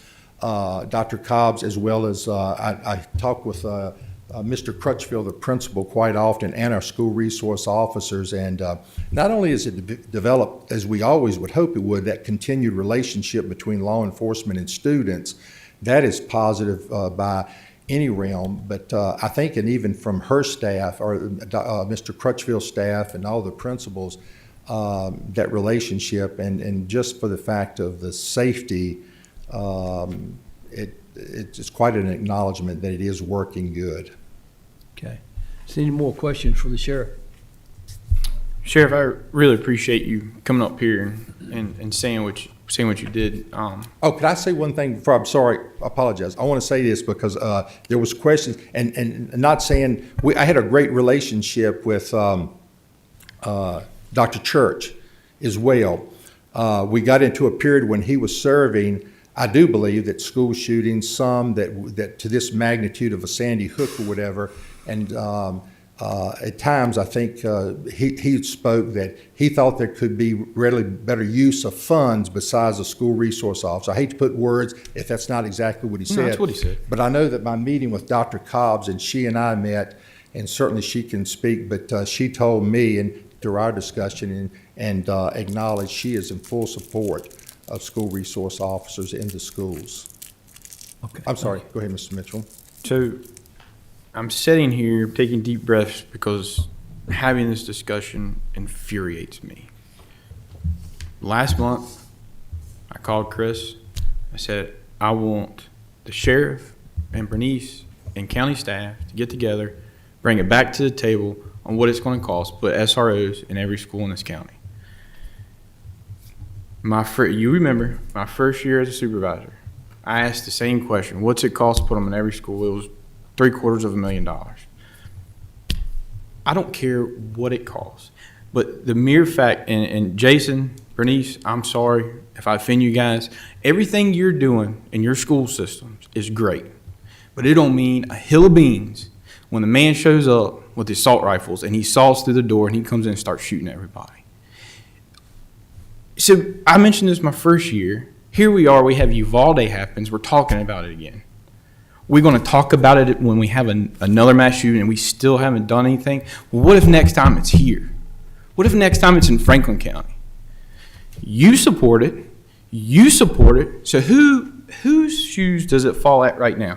Right here. Because it comes down to the root of all evil, money. Well, what's it worth? What's our children and our teachers and our school staff's life worth? They're targeted. School systems are targeted. It'd be different if it wasn't targeted. They're targeted. You can talk to any law enforcement officer in this country. The only way we protect our children is you eliminate the threat. You put officers in these schools that when that threat comes in that school, you eliminate it. You kill it. How foolish for us to even sit up here for the last 20 minutes and have this just go, oh, we're doing this, we're doing this, we're doing this. Oh, we're getting money from the state. Why are we still talking about it?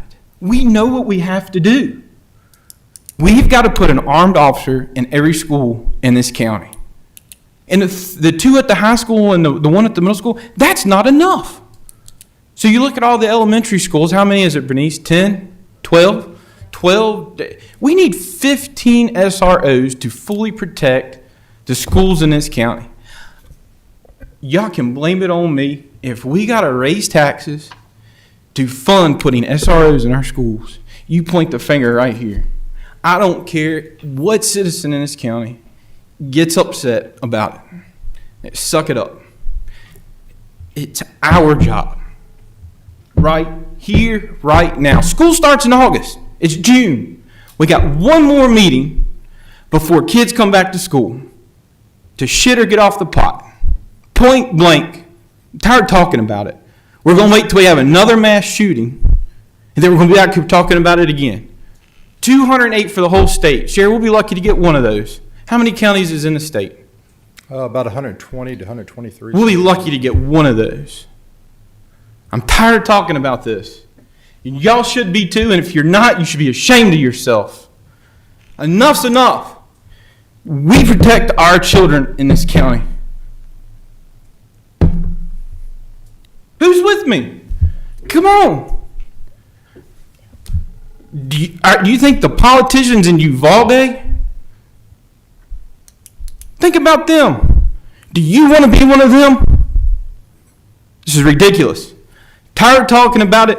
Put some numbers in front of us. You need $750,000. I'll make a motion right now. I don't care what we have to do to get it. Let's get it. Let's get it done. I'm tired of talking about this.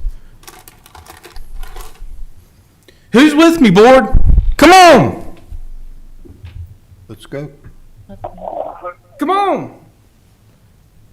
I don't think that there's a board member here that is opposed to anything that has been said.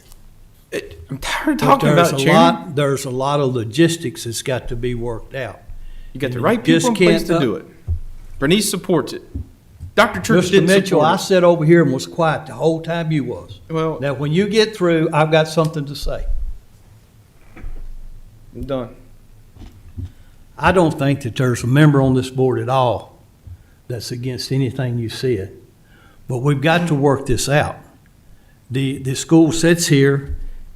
It's my understanding earlier from the presentation that there was 9 personnel at the schoolhouse that are doing this. 4, you said it was 4 and 5. Did I misunderstand, or is that true? We have 3 resource officers from the Sheriff's Department and 2 from the Rocky Mount Police Department. So then the school doesn't have anybody? No, sir. You're counting the 5 law enforcement officers that's coming from the sheriff's office and the town? Yeah, 4 safety officers Right. who are unarmed. Right. we have 4 safety officers that are unarmed. They're at the 2 buildings as you enter the high school, the entry, but they are unarmed. They're the 4 safety officers. Yes, sir. They're school employees.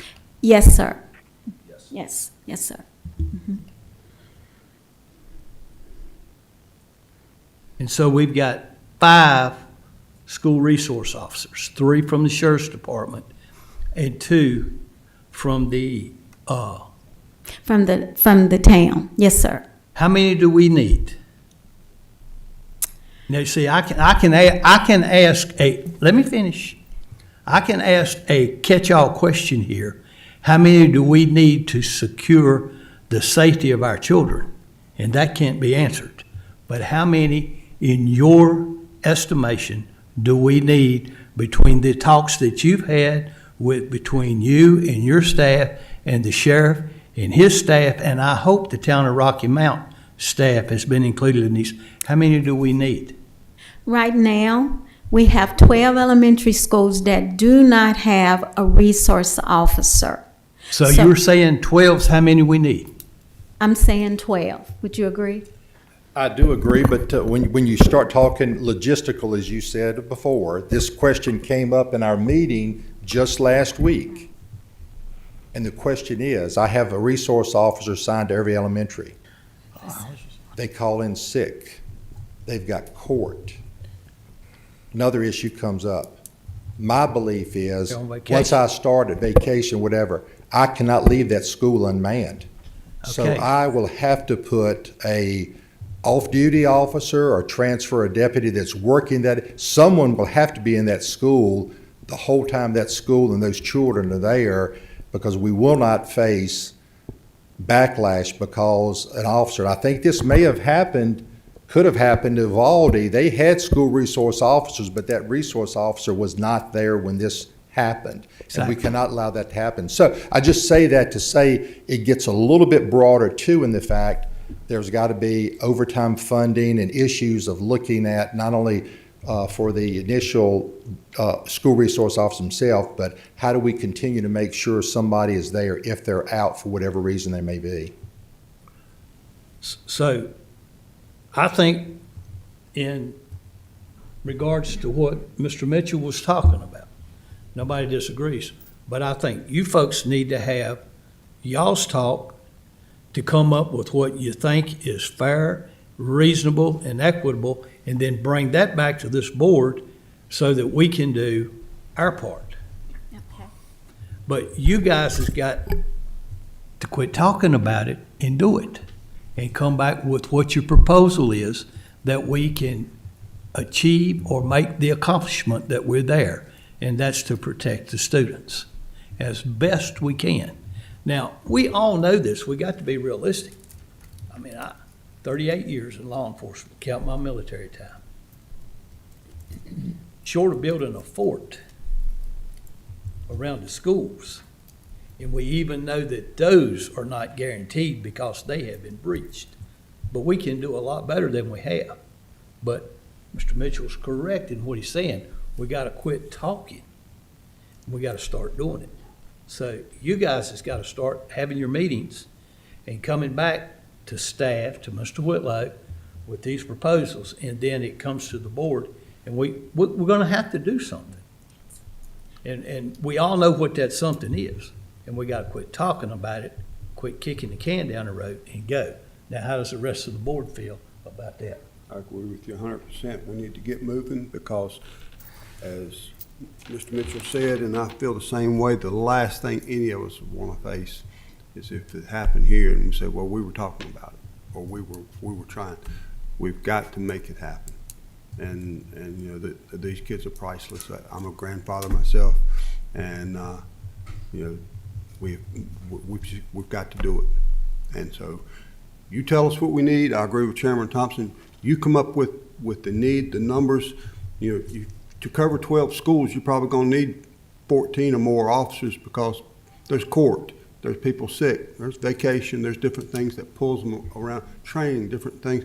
And to have that covered, You're gonna have some gonna have to have some. overhired positions, so you come up and tell us what you need, and then we'll put our work clothes on and go to work and pay for it and make it happen.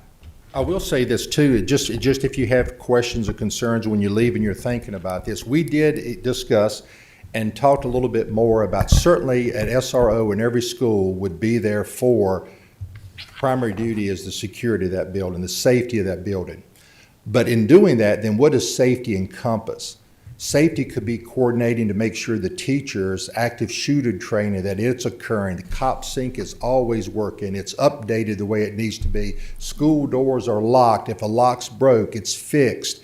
These are things that could fall within their job description to justify even more, while they're in the school, because many times the principals are having to juggle all of these things and they have other responsibilities. So that school safety piece could fall something that falls under their responsibility while they're working as a school resource officer at those schools. Mike? I certainly agree with everything that's been said. I would like to task you all with doing this as soon as possible. If we have to have a special meeting between now and the next meeting to make this happen, I would be all for that. Well, no question.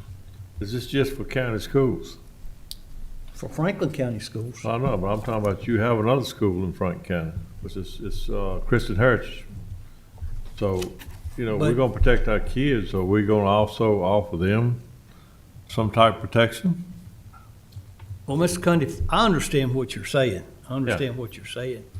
And that right there, in my opinion, and I think for this board, if the administrators at Christian Heritage School, they need to talk to the sheriff. Okay. And if they need something there, then that falls between the sheriff's office and them. That's a private school. They're the ones that's gonna have to fund and pay for that. Well, it may be a private school, but it's still got our students. I'm not arguing with Okay. that, but it falls under the purview. There's things that can be done, but Okay. it can all be worked out. Yes, sir. Okay, thank you. Mr. Chairman, can I ask for a point of clarification, Sure. please? Because once we get off and start having these meetings and we're expeditious about it, getting it done, I want to make sure that we are clear, and I don't know the answer to this from the conversation. Are we talking about the county funding the additional SRRs, or are we talking about a model that suggests school share of Fan County funding? What are we talking about? I think that's yet to be determined. I don't see that we know what we're talking about yet Okay. on what the logistics and all of that's got to be determined. The answer to your question, that's my thoughts. That's yet to be determined. Okay. We're talking a sizable sum here. Can I give you another concern And that I have? what's the starting pay for a deputy sheriff now? It will, July 1st, it will go to 45,160. 45,160. I tell you, I have another concern that I have, but this is my problem. It's not a problem of the board's, because I do believe we need to do this. My concern is I have a young staff to begin with. When you introduce a school resource program, I may have mid-term or mid-10 years experience or whatever, wanting to transfer into this school resource officer, and then that just makes my patrol division younger and younger and younger. But I mean, that's something I've got to deal with, but that is another thing. And you lose somewhat experience in doing that for sure, but you understand where people are ready to transition in their careers or whatever it may be. So there's issues on our side as well that we're concerned about. It's a whole lot involved in what we're talking about to making this commitment. I mean, we've got to do something, and you guys got to quit talking and come back with something for us. I mean, because we were sitting there, and some people could take what was presented to us earlier you're doing a pretty good job already. But then, is a pretty good job enough? No. And so, you know, it's a lot to go with. Anything else further? All right, One more question, Mr. Chairman. Dr. Cobbs, is the school board, this may not be a fair question for you, I don't see any of your school board members here, I don't think. Is the school board sharing our priority of need with this, or have they talked about where this falls with them as a school board in their priorities? We have certainly talked about resource officers, and they are an advocate of resource officers. We have not talked about the monetary side of it, which is a discussion that we would certainly have to have. Okay, that's fair enough. Yes. We've all got to hold hands and partner to affect the changes that are required. And communication is going to be key. And this board, I know you all are having your meetings, but we've got to figure out a way that the leadership of our board can participate, or somebody can participate, whatever's deemed appropriate, Mr. Chairman, because we do have to hold hands through this, and we've got to figure it out. It's incumbent upon us to do that. I'm one of these process-oriented people, as you well know. Right. So, you know, the bells are going off in my head about how are we going to make it happen. Right. You know, we all support doing it without question, but we've got to figure out the most expeditious way to go about it. Mr. Mitchell? May I offer a suggestion? Call your board as soon as possible. Call emergency meeting, Bernice. I think you can do that, right? I can. Yeah. Sheriff? Everybody seems to be on board. Let's go. It's our responsibility. Two of you and everyone sitting up here. It's time for us to make a bold statement to our citizens on what we aim to do to secure our schools. Thank y'all. Thank you. Mr. Chairman, may I make one comment? May I make one comment? Yes, sir. I want to thank the board sincerely, with all sincerity and heartfeltness. I know back in August, almost a year, it's hard to believe it's been a year, but certainly came to you all and spoke individually to each of you about the pay, the defund the police movement that was occurring across the nation. Not that we felt that here. Franklin County has always supported its law enforcement, but had a deep concern about how do we retain, how do we compensate fairly, and how do we keep those individuals. And you took the initiative to ask that I meet with Mr. Whitlow, and we did meet on occasions, came back and discussed again, and then you decided we'll do a pay study. Pay study was approved, was hired, followed through. Here we are today, and you all have voted to implement what I do believe. I agree with Mr. Whitlow. I don't know about all county, but I was thinking myself, in my 40 years of being here in the county, I only know of 2 times there's been a major, I'm not talking about COLAs or raises, there's been a major movement to change pay adjustments and move people based on the criteria, the job descriptions. I believe the first one was done in the late 90s. David Laurel was an assistant. John Lester was the county administrator at that time. And then the second time is this decision you all have made today.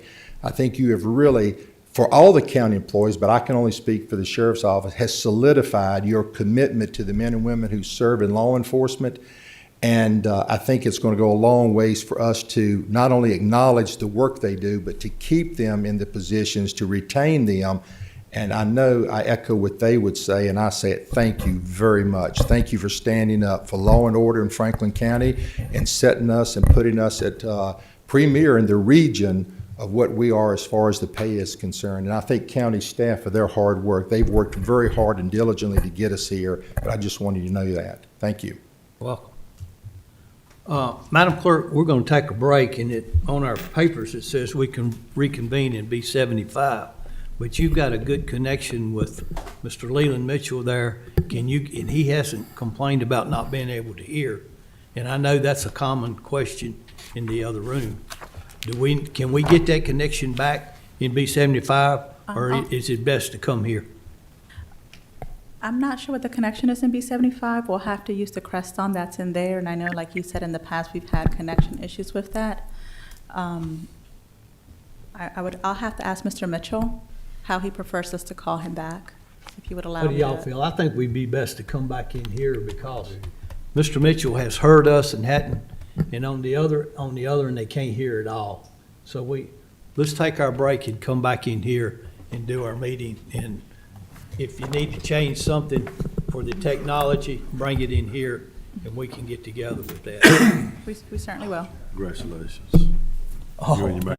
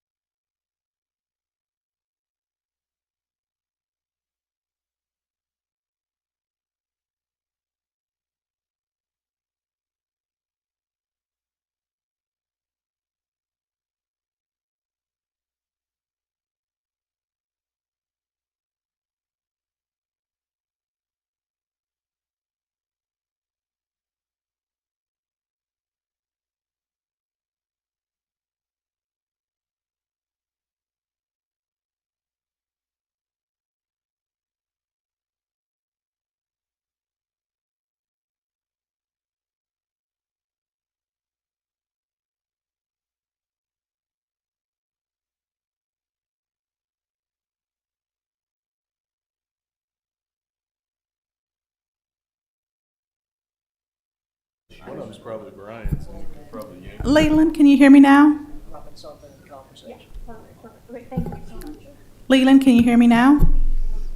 Yes, ma'am, I can hear you. Okay, we're taking a 15-minute break, so I'm going to mute you and bring you back once we reconvene from break. Is that okay? That'll be fine. Okay, and we're going to come back into the boardroom so that you can participate and hear us better. Okay. Okay, Thank you. you're welcome. When sirens start going off, I do one or two things. I either hit the deck or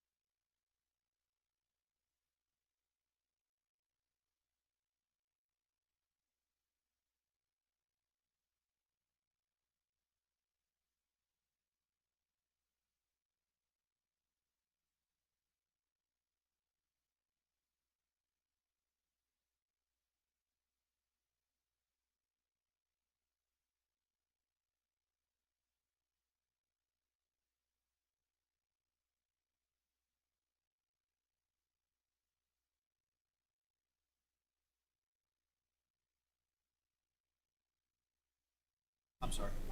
I highlighted the ones on green for the appointments, the ones that we never did. Okay. Tommy's got that one. We can do these. We can Okay, do that this makes one. it a whole lot easier than And what we I can- got. And we can do this. That helps.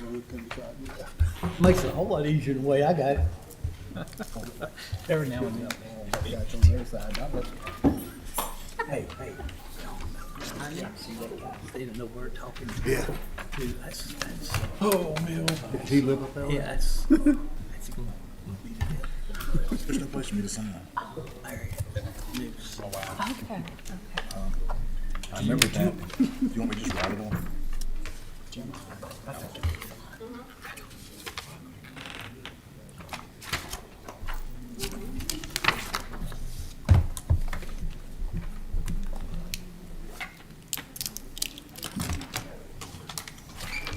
My paper's in.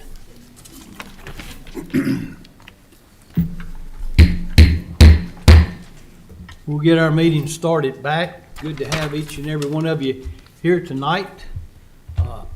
New faces, we see some familiar faces. It's good to have you back. Neil, good to see you, buddy. All right, let's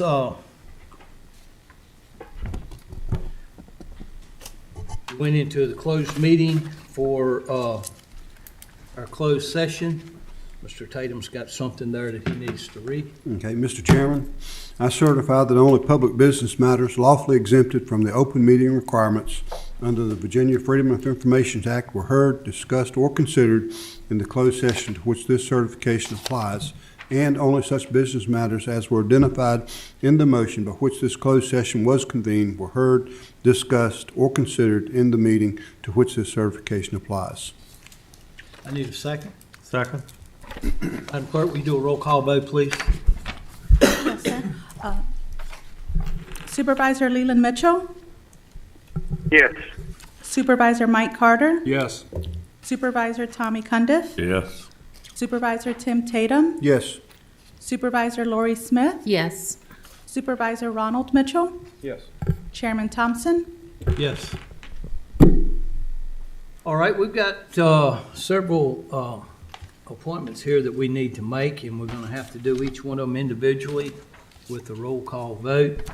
And let's go with the first one on the library board. That's vacant from Union Hall. Mr. Cundy. Yes, sir. I have Mr. Bill Cruchaw. He's applied for it, and I think he's very qualified for the job. I would appreciate if the board would approve him to be on the library board. That's what I make a motion for. Need a Second. Second. Madam Clerk, we do a roll call vote, please? Supervisor Leland Mitchell, Yes. Supervisor Mike Carter, Yes. Supervisor Tommy Cundiff, Yes. Supervisor Tim Tatum, Yes. Supervisor Lori Smith, Yes. Supervisor Ronald Mitchell, Chairman Thompson. Yes. All right, we got two appointees on the Patrick Henry Community College Board. The first one is, both of these are citizen appointees, and they have been on the board. They're going back. They said they have agreed to go back. I need a motion and a second. First one is George Hipsley. Did I say that right, Madam Clerk? Hipsley? Close enough? I think so. Need a motion and a second. I will, Mr. Chairman. Second. Madam Clerk, we do roll call on Mr. Hipsley. Supervisor Leland Mitchell, Yes. Supervisor Mike Carter, Yes. Supervisor Tommy Cundiff, Yes. Supervisor Tim Tatum, Yes. Supervisor Lori Smith, Yes. Supervisor Ronald Mitchell, Chairman Thompson. Yes. All right, Roanoke Allegheny Regional Planning Commission. We have an appointee that's from the staff, and Mr. Whitlow's been on there now for, I think, 3 terms, and he's agreed to go back. It's a 3-year appointment. I need a motion and a second, please. I will, Mr. Chairman. Second. Madam Clerk, will you do a roll call vote, please? Certainly. Supervisor Leland Mitchell, Yes. Supervisor Mike Carter, Yes. Supervisor Tommy Cundiff, Yes. Supervisor Tim Tatum, Yes. Supervisor Lori Smith, Yes. Supervisor Ronald Mitchell, Chairman Thompson. Yes. And the last one, the Roanoke Valley Juvenile Detention Center. It's a staff appointee. Brian Carter's been on there for a couple terms now. Mr. Carter's agreed to go back. And so I need a motion and a second on Brian Carter. So moved. Second. Madam Clerk? Supervisor Leland Mitchell, Yes. Supervisor Mike Carter, Yes. Supervisor Tommy Cundiff, Yes. Supervisor Tim Tatum, Yes. Supervisor Lori Smith, Yes. Supervisor Ronald Mitchell, Yes. Chairman Thompson. Yes. And I told you a tale a while ago and didn't mean to. I overlooked one on the Patrick Henry Community College Board. That's Brandon Scott. He's a citizen appointee. Brandon's been on there before. He's agreed to go back. I need a motion and a second for Brandon. So moved. Second. Madam Clerk, will you do a roll call vote, please? Supervisor Leland Mitchell, Yes. Supervisor Mike Carter, Yes. Supervisor Tommy Cundiff, Yes. Supervisor Tim Tatum, Yes. Supervisor Lori Smith, Yes. Supervisor Ronald Mitchell, Yes. Chairman Thompson. Yes. Madam Clerk, you need this, or do you have all of them?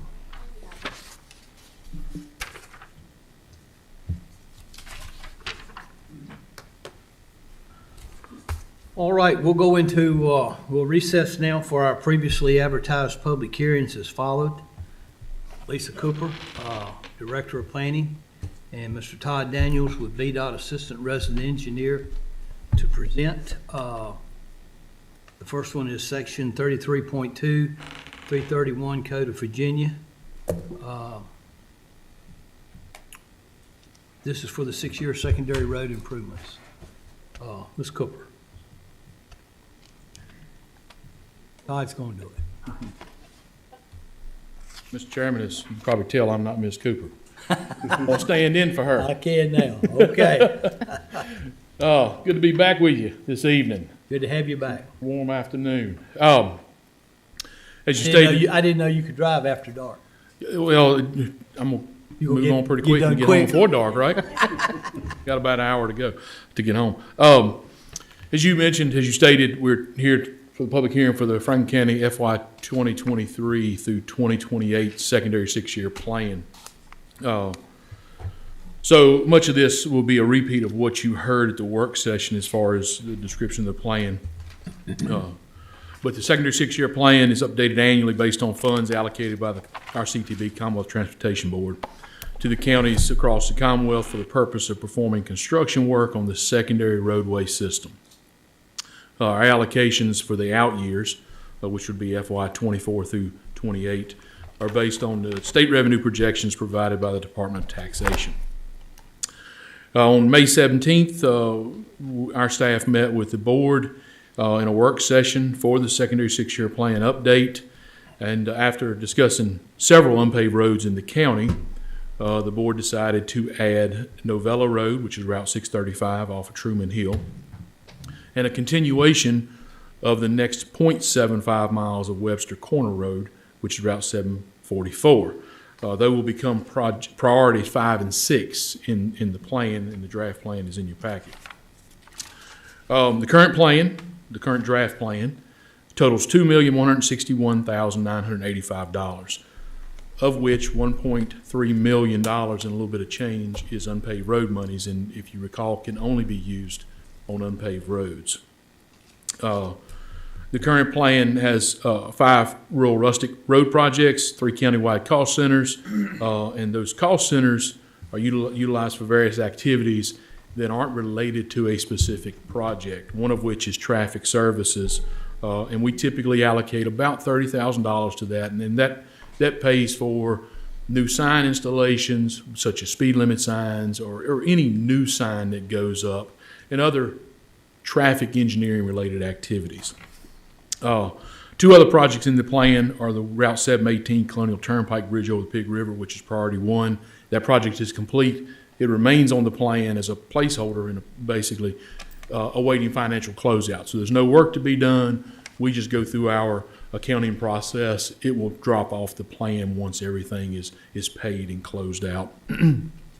The other is the Route 40 Franklin Street pedestrian bridge over the Norfolk Southern Railway, which was funded through revenue sharing, but we utilized some secondary 6-year plan funds to fulfill the balance needed. That project also has been completed and will come off the books once the financial closeout is done. Since the county's last public hearing for the secondary 6-year plan, we have completed the hard surfacing of Route 691 Bondbrook Road, and Route 865 Timberline, or a portion of Timberline, is currently under construction. So Timberline is priority 2 in the draft plan, and then priority 3 will be Bar Ridge Road, which, if adopted, Bar Ridge Road will be fully funded effective July 1, which is the beginning of FY23. After Bar Ridge, Route 657 Red Valley Road is the next priority, and then we get to Novella and Webster Corner. Mr. Chairman, that is my update. I can answer any questions. Anybody got any questions for Mr. Daniel? Mr. Chairman, I should say one other thing. Ms. Smith did inquire at the work session about how the funding was allocated across the Commonwealth. Yes, sir. I did send some stuff to Mr. Sandy.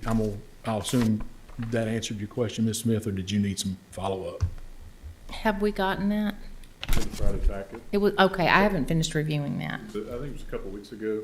Oh, Well, a quick summary, it is based on unpaved roads that carry 50 or more vehicles a day, that unpaved oh, road yes, allocation. okay. And the Yeah. utility fee is based on population. And in that information, you saw a breakdown of the counties in our district.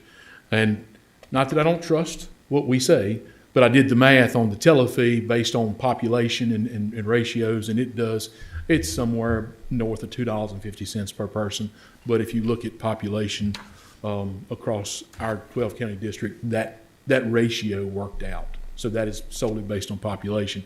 One interesting thing to note was Floyd County, for example, is about, it's a little more than half the size of Franklin. But if you notice, it gets the most unpaved road funds in the district, which is 800 and some thousand a year. Now, Bedford County gets 800 some thousand, but Floyd was north of it, and Floyd is absolutely half or less the size of Bedford, but it's all related to that traffic volume. And Floyd has the most unpaved roads of any of our counties. So one would assume they would get more money because they've got more mileage. But in addition to the mileage, they carry the traffic volume as well. Well, the 1.3 in the tele-fee money is not going to go far. Over 6 years, no ma'am. I mean, it's just pennies in the bucket relative to what it costs. That's my heartburn. And I know it's a legislative issue primarily, but I think it needs to be looked at. Yes, ma'am. I'll continue my pursuit. Yes, ma'am. Thank you, sir. Yes, sir. All right, we'll open the public hearing. Madam Clerk, you got anybody signed up to speak? Yes, sir, I do. Mr. Larry News, would you mind coming to the floor? News, if you'll come forward, state your name and address for the record, please. Good to see you today. You too, sir. How you doing? My name is Larry Noose. You speaking to the mic, please? Very good. Larry Noose, 1099 Crowell Gap Road, Boone's Mill. Crowell Gap is Route 657. Ronnie and I have known each other for years. I apologize for my voice. Mr. Chairman, members of the board, I guess I'm here for probably the same reason I've always brought this up, is trying to get Crowell Gap on the rural rustic program. That wasn't my idea. I talked to an engineer in Salem with VDOT about 12 years ago, and he's the one suggested, and I can't remember his name, I'm getting old. But ever since then, I've tried to get at least a portion of Crowell Gap that people live on. There's something to improve it. We don't get a lot of service out there. But for whatever reason, it's always been bumped out. And I'm not asking for it to get on, say, this year, but somewhere in the mix out in the future, so something can be done. But this year, I guess I was a little insulted to find out the amount of money and effort that was put on. See, we're right at the joined Franklin and Roanoke County line. If you've never been out there, it goes from reasonably passable to a steep pitch up into the Roanoke County line. That road, Todd Daniels and I were talking about it, they're fighting Mother Nature. And guess who's been winning? We've owned our place for 50 years. Mother Nature wins every time. And so this past winter, they had a dozer, a couple excavators, multiple dump trucks of gravel and pipe. It looked good for a few weeks. Then the first heavy rains we got, it started washing again. That's the history of that road. The only thing that saved that road from getting worse, my neighbor, who was having gravel washed down to his driveway, took his personal excavator and helped divert the water to my land and his to help save that road. But then the grader has been back up again just the last week. The work they're doing, I'm not beating on VDOT. It's a situation on the ground they're trying to fight. My question and hope is, if we cannot, and I think they spent at least $60,000 on the Franklin County side. Roanoke County has done a lot of work on their side, and they've actually surface treated with tar and gravel to the steep part. And talking to Eddie Pagans, I think there's within VDOT, there is consensus approval that they can do it if the board will approve it for them to help. And I'm not expecting it done all at once, and I'm not expecting to go up the mountain.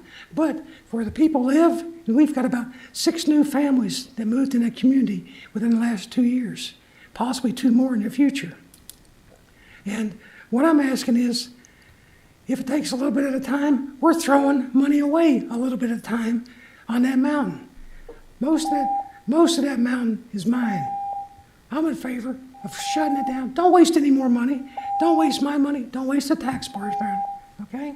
That's what I'm asking. Do one or the other, but don't waste money on that mountain. Yeah, I hear you. But what we got out of that improvement was all the traffic going to fix that mountain tore a big hole in the portion we live on. It did more damage to us than that mountain. If you haven't been out there, you need to look at it. It might look decent now, but it doesn't last. We're wasting, throwing tax dollars away. My money. Thank you. Thank you. Happy now? Thank you. Sorry about that, folks. This is very emotional. Thank you, Mr. News. Madam Clerk, you got anyone else? No, sir, I don't have any additional speakers for this item. Is there anyone else here wishes to speak to the, on the public hearing in regards to the 6-year plan? All right, we'll close it, go back into closed session, or to close the public hearing. What's the pleasure of the board? Mr. Chairman, I'll make a motion to adopt by resolution the secondary 6-year plan for the FY 2023-2028. Second. Got a second. Madam Clerk, we do a roll call vote, please. Supervisor Leland Mitchell? Yes. Supervisor Mike Carter? Yes. Supervisor Tommy Cundiff? Yes. Supervisor Tim Tatum? Yes. Supervisor Lori Smith? Yes. Supervisor Ronald Mitchell? Yes. Chairman Thompson? Yes. Ms. Cooper, application, Thomas C. and Mary J. I know I'm gonna blow this one. Otterstall. Otterstall, thank you.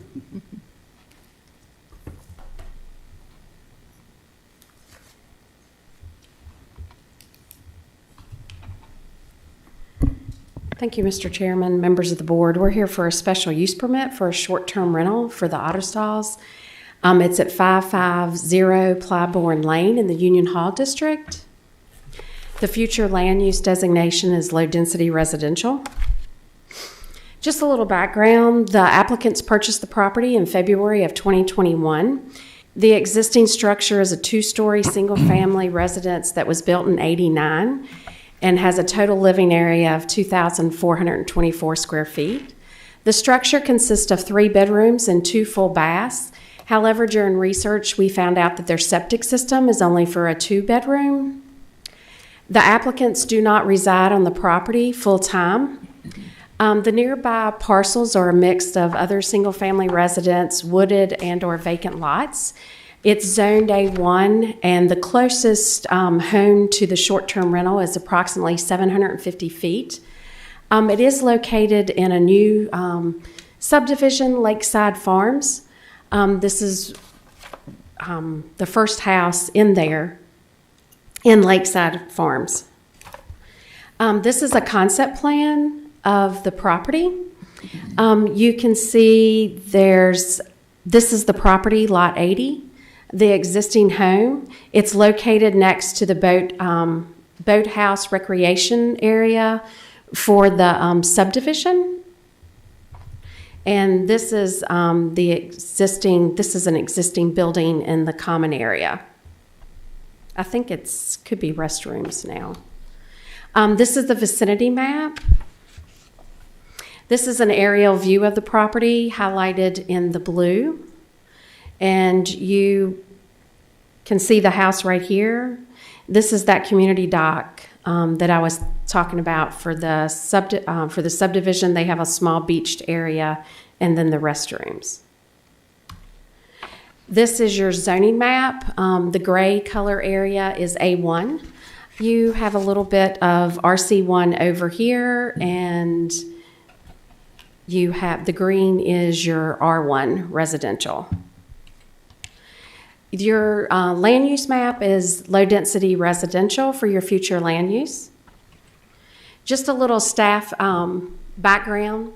The request is consistent with the A1 zoning regulations for a special use permit set forth in the county code. This short-term rental would not be detrimental to adjacent properties and shall not change the character of the zoning district.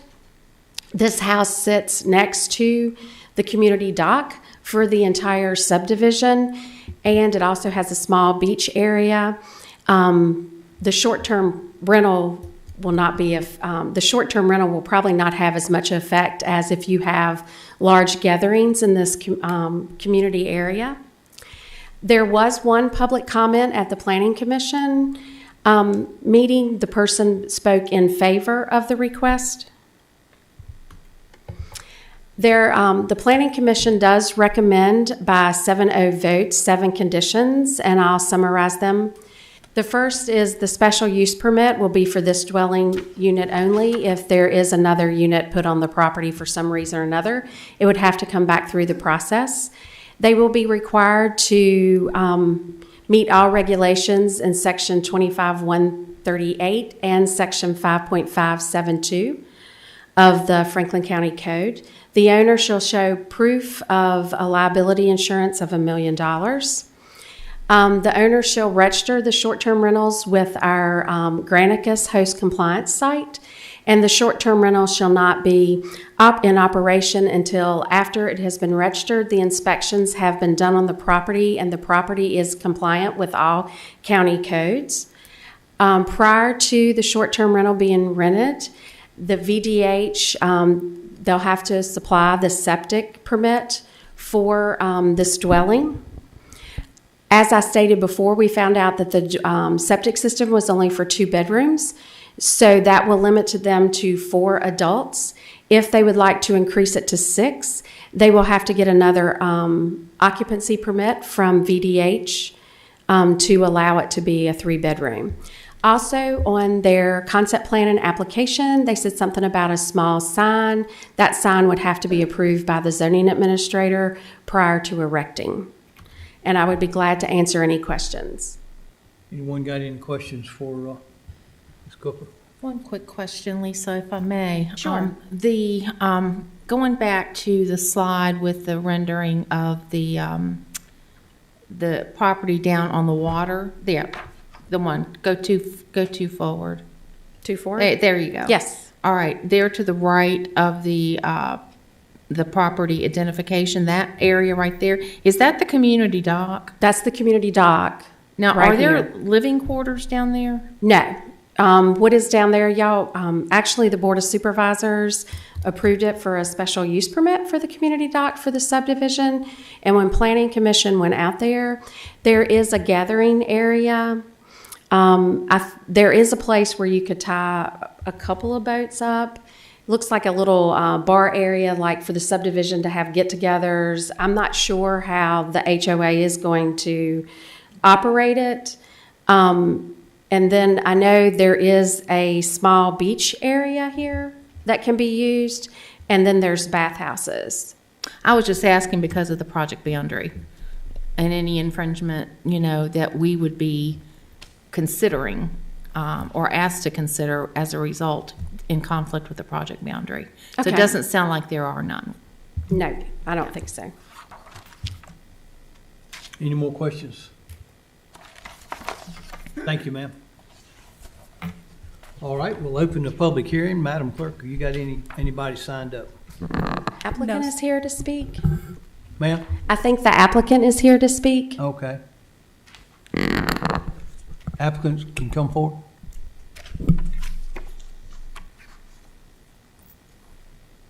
State your name and address, please, for the record. I'm Jan Otterstall, and our residence is 550 Plybon, Ma'am? West Virginia. Well, if you're looking for our permanent residence, it's in Northern Virginia, in Bristow. I can give that address if you like. The one here's fine.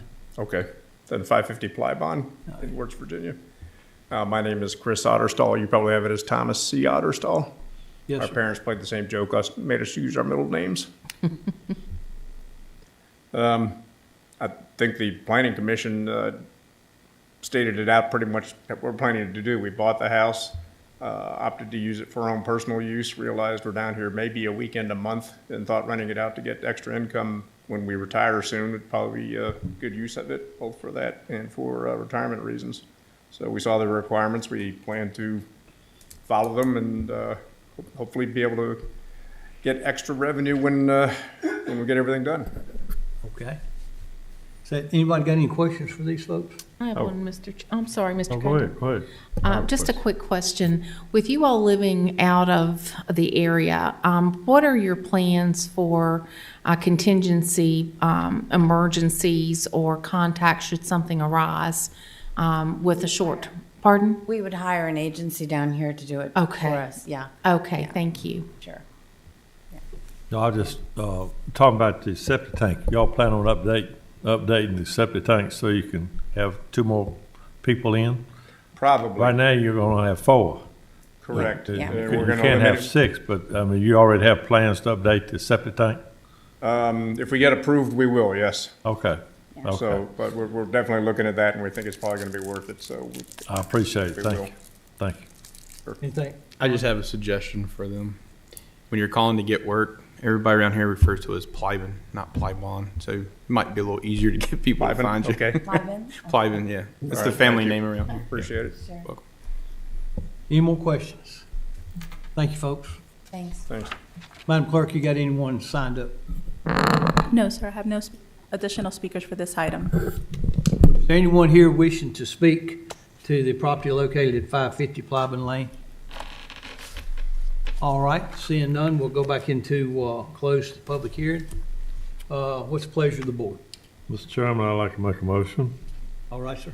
I find that the use will not be substantial detriment to adjacent properties, that the character of the zoning district will not be changed thereby, and that such will be in harmony with the use permitted by the right in the zoning district and with the public health, safety, and general welfare in the community. Therefore, I recommend approval for the applicant's request for a special use to allow for a short-term tourist rental of the dwelling with the 7 conditions recommended by the planning commission. Got a second? Second. Madam Clerk, we do a roll call vote, please. Supervisor Leland Mitchell? Yes. Supervisor Mike Carter? Yes.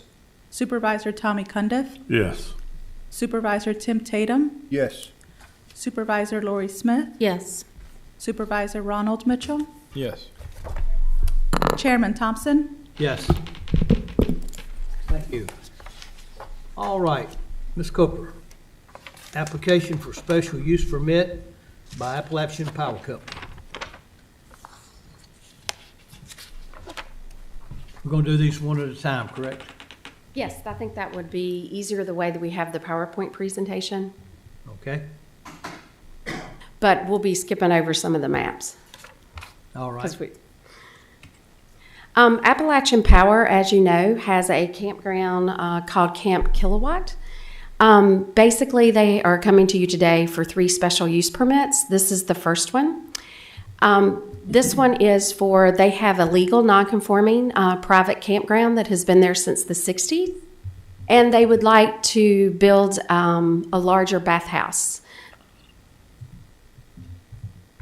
The future land use map has the designation as low-density residential. As I stated before, the campground has been there since the late 60s. The campground only serves AEP employees, retirees, and invited guests. The application proposes to construct a 984 square foot bathhouse with 3 parking spaces closer to the campsites on the property. I have a map that will help you see what's going on. The existing bathhouse is only 500 square feet, which is proposed to be demolished. They also will be upgrading the existing electrical from 30 amps to 50 amps. The applicant is not proposing to add any more to the existing 34 campsites, so they would like to just use those. It's kind of hard to see, so if you need to see it closer, I can put it on the little machine there. I can't think of the name. But what I wanted to show you is this would be the new bathhouse. The existing bathhouse is in this area. All your campground, all the 34 sites are in this area, so this bathhouse would be closer to the campers. Plus it would be larger and more updated. The one that is existing now looks like it's been there for a while. AEP probably could tell you how long. This gives you, this is the concept plan. This is the bathhouse right here. Campsites are allowed in this area. Here are the 3 parking spaces. We like to give you a vicinity map. It is in the Union Hall District. This shows you the property. This is the entire property for the campground. It's 20-some acres. You come in this way. This is where the old bathhouse is. The campsites, like I said, are back in here. There is a ramp right here. The zoning map, this property is zoned A1. It's the kind of cream gray area. You will see, however, there are some green R1 residential suburban. It is low density residential for the future land use comprehensive plan. Staff analysis. The proposed changes will be located in the center of the property, approximate 300 feet from the neighbor property lines. Nearby parcels, as you saw, are either single family, wooded, and vacant. They are zoned, some of them are zoned A1, some are zoned R1.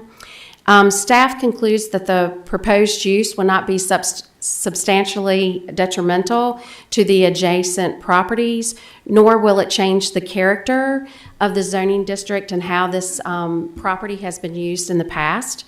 There were three speakers at the Planning Commission meeting with concerns for screening and buffering and the lighting of the bathhouse. The speakers did not have a problem with the campground. A lot of them did speak that they have been a good neighbor. We also received 2 letters prior to the Planning Commission public hearing. Planning Commission voted by a 7-0 vote to expand the legal non-conforming private campground with the addition of the larger bathhouse with 9 conditions. I'll go over them briefly. The property shall be in substantial compliance with the concept plan, and that was A101 and A100. I showed you both of those concept plans. They're dated December 23rd. All outdoor lighting, security or otherwise, will have to be installed properly and be full cutoff and downcast. They will have to go through site plan review, erosion, settlement control, and stormwater will have to be approved. Regulations from section 25-155, the campground ordinance in your zoning ordinance will have to be met. A traffic narrative will be required by VDOT. This will go through site plan review. It has to include a left and right turn analysis. All documentation and permits will be required by the Virginia Department of Health. Building permits shall have to be obtained, except for the dead, dying, and diseased trees and those creating an unsafe condition. The existing vegetation, including the evergreen pine trees along Dundee Lane, shall remain as a buffer to the neighboring residential homes. And the color scheme of the building shall match the surrounding landscape. And I would be glad to answer any questions. Does anyone have any questions for Ms. Cope? Oh, my question is that doing all this construction, and most campgrounds have a quiet time. Will they still adhere to the quiet time doing this construction? To tell you the truth, Mr. Cundiff, I do not know the answer to that, but I'm sure AEP can answer that question for you. Should we put that in as a stipulation? I think you could put that in as a stipulation when you go to make your motion after you hear what they say. Because, if you know, want like to. I said, you know, doing construction, some people tend to go into the night. That disturbs the neighbors. You know, this campground is used to a quiet time. Right. So I don't think that would be out of question to say, you know, what, 11 o'clock to 7 or 8, whatever. I don't know exactly what their quiet times are. But most campgrounds are from 11 to 8. Okay. That could be something, yes, that could be the 10th, one of the 10th conditions Okay. if you choose, if you And as the board choose. The old bathhouse, is it going to be torn down or is it also going to be used too? The old bathhouse is going to be torn down, and our next presentation for a special use permit will tell you why they're going to be putting up another building to be used Okay. for AEP. I'm jumping the gun, ain't I? No, that's fine. That's fine. All right, thank you. Mr. Chairman? Any more questions? If I may. Lisa, just a couple questions, and I'm not sure if they're for you, but I'm sure you know the answers. With regard to the facilities that are being either expanded or newly built, have discussions occurred at the Planning Commission level to make sure that from the view from the residents across the lake, that all of these buildings are being properly buffered, shielded, or whatever is necessary?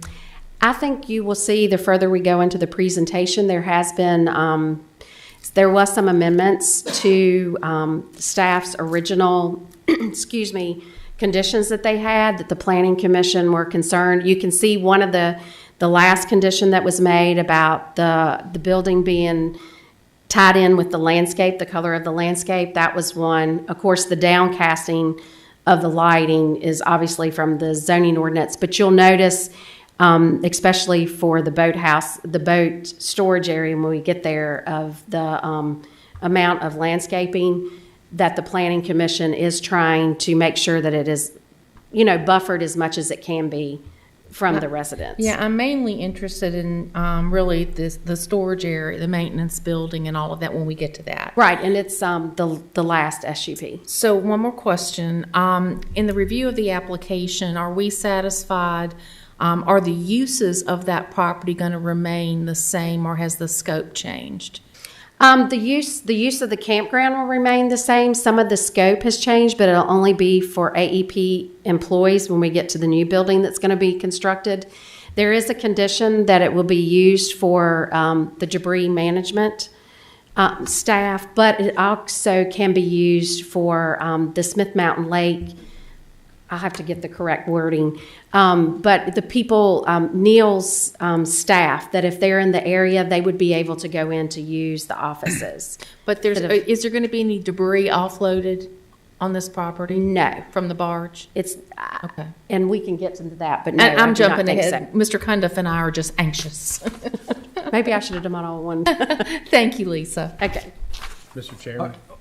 Hold on just a minute, Ms. Cooper. Yes, sir.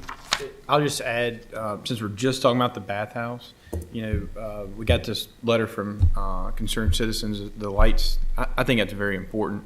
So I want to make sure that AEP knows they need to do everything they can to downplay the lighting, whatever they have to do, so it's not shining across the lake like it currently does. So as long as that's in here, if we need to add that when we make a motion, we Well, need to do that. Now, some of the lights that, and I'll let AEP talk to this, some of the lights there are existing. They have nothing to do with the bathhouse.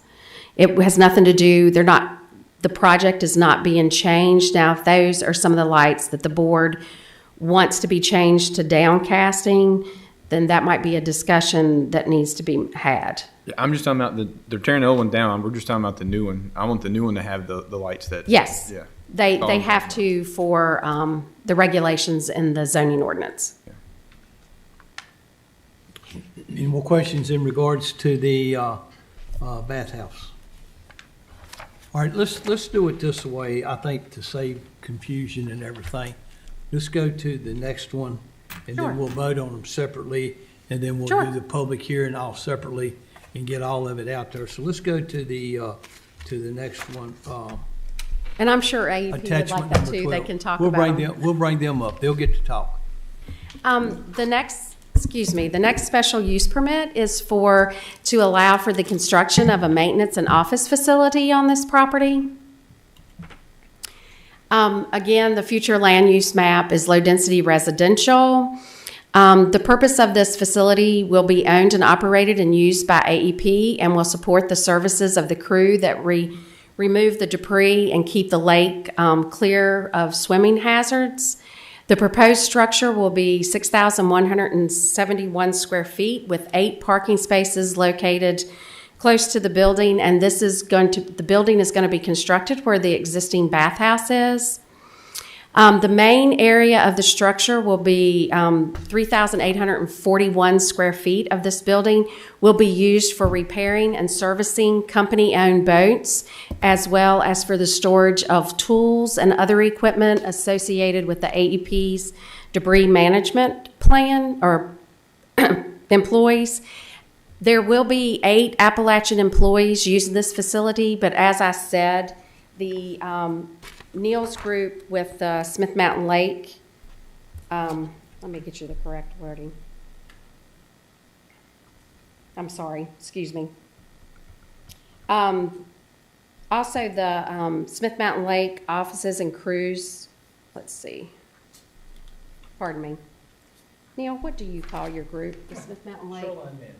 Okay, well, maybe I should have just said the shoreline management group would be allowed to use this offices. That way, if they're in the area, they wouldn't have to drive back to the office on route, at the corner of Route 122 and 40. They would just be able to access this property. Again, this is the concept plan. Excuse me. This is the facility, the new facility that will be constructed. You can see it better here. This is the building where it will have offices, and a lot of the building will be for storage of tools and to be able to work on their equipment. These are the parking spaces.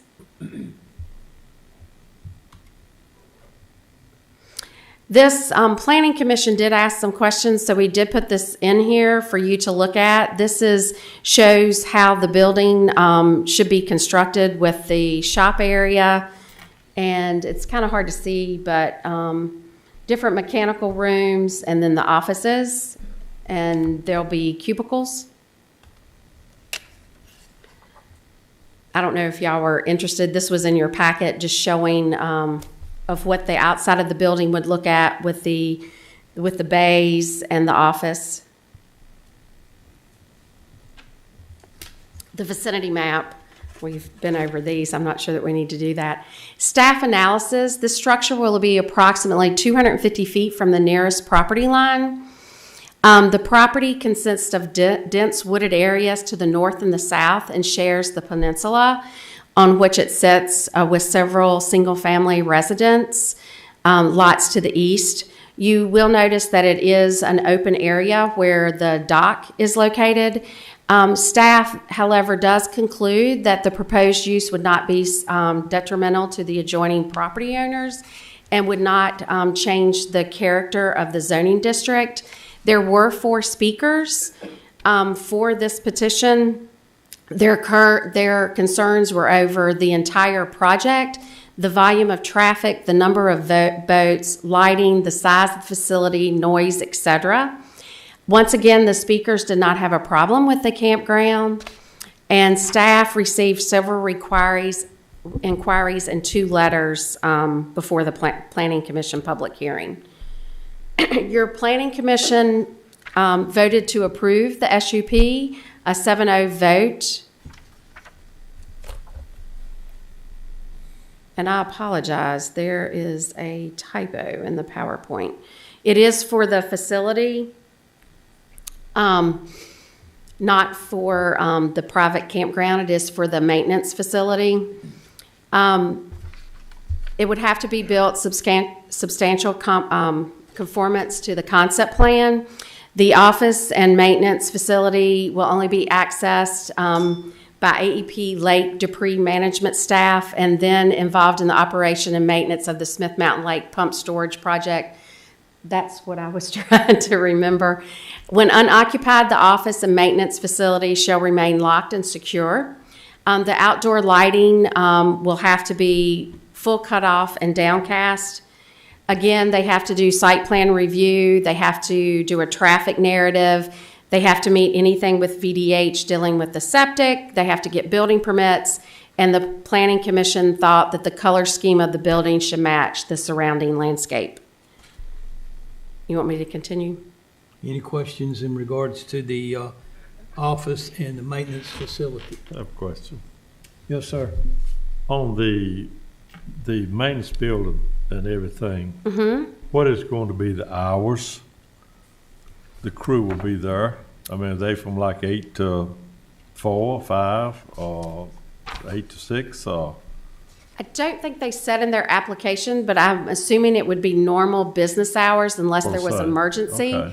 But I am sure that AEP would be able to answer that question for you. Okay, any other questions? Mr. Chairman. They'll be up in a minute. AEP. Oh, okay, yeah. Well, I am very tickled about the paneling and everything on the building to match the landscape. That tickles me to death. So, I mean, I know Appalachians are very responsible people, and I appreciate the way they're doing everything, but it's just questions I have. Mr. Chairman. All right, yes, Mr. Baker. I see all the drawings of the buildings. What landscaping is the Planning Commission asked them to put around that building, Lee? The building itself, the Planning Commission, let me get to the building here. The building itself, the Planning Commission, because the boat storage area is going to be to the side of it, and that's where a lot of the screening you will see will be. The Planning Commission did not put any screening around the building itself. I, for one, I don't know how the rest of the board feels. I like to see screening all the way around the building too. Then that would be something that when you go to make your vote, you could. I understand. Yes, sir. You could change We'll that. take care of it when it comes around. All right, thank you, Mr. Chairman. All right, the boat storage area, the third one.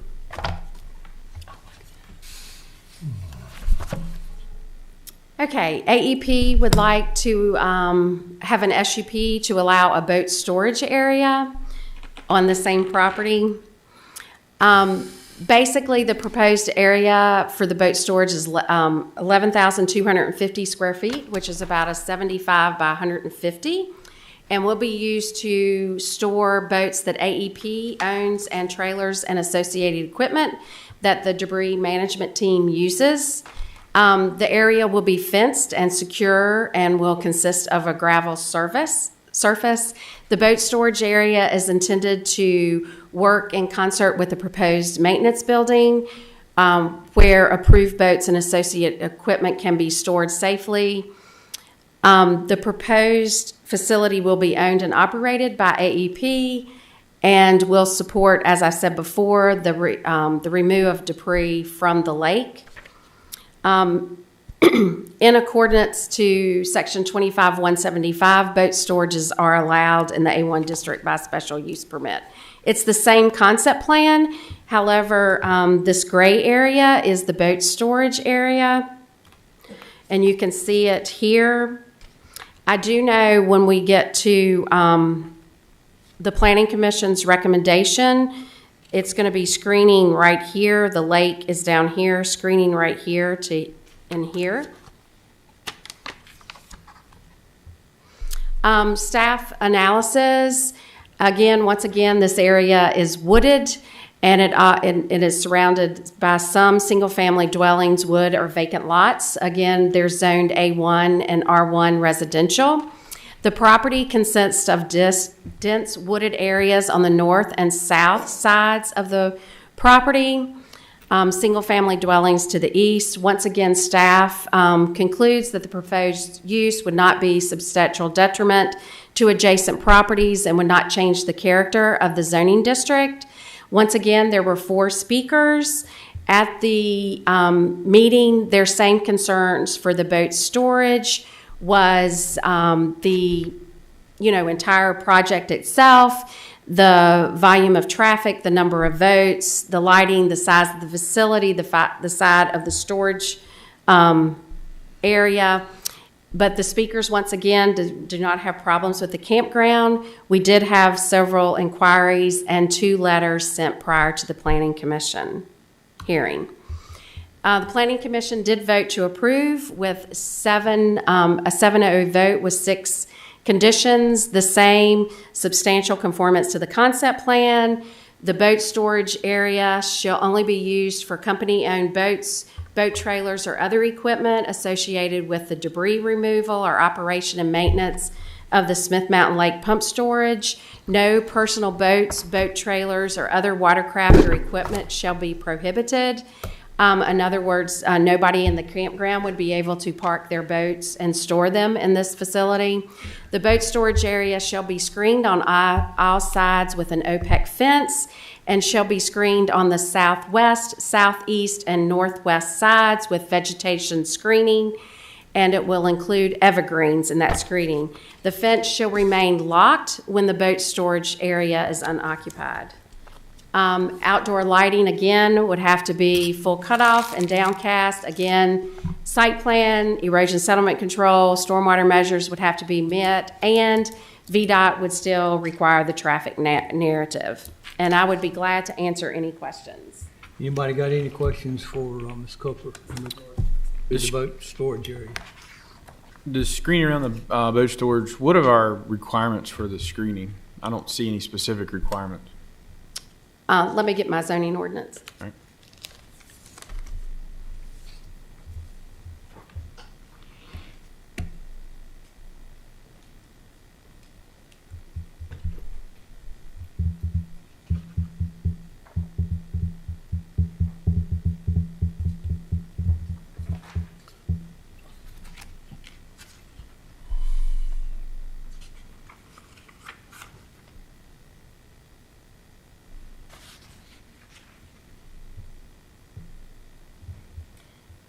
For A1, and it goes by the zoning around it, so they would have to adhere to primitive landscaping A.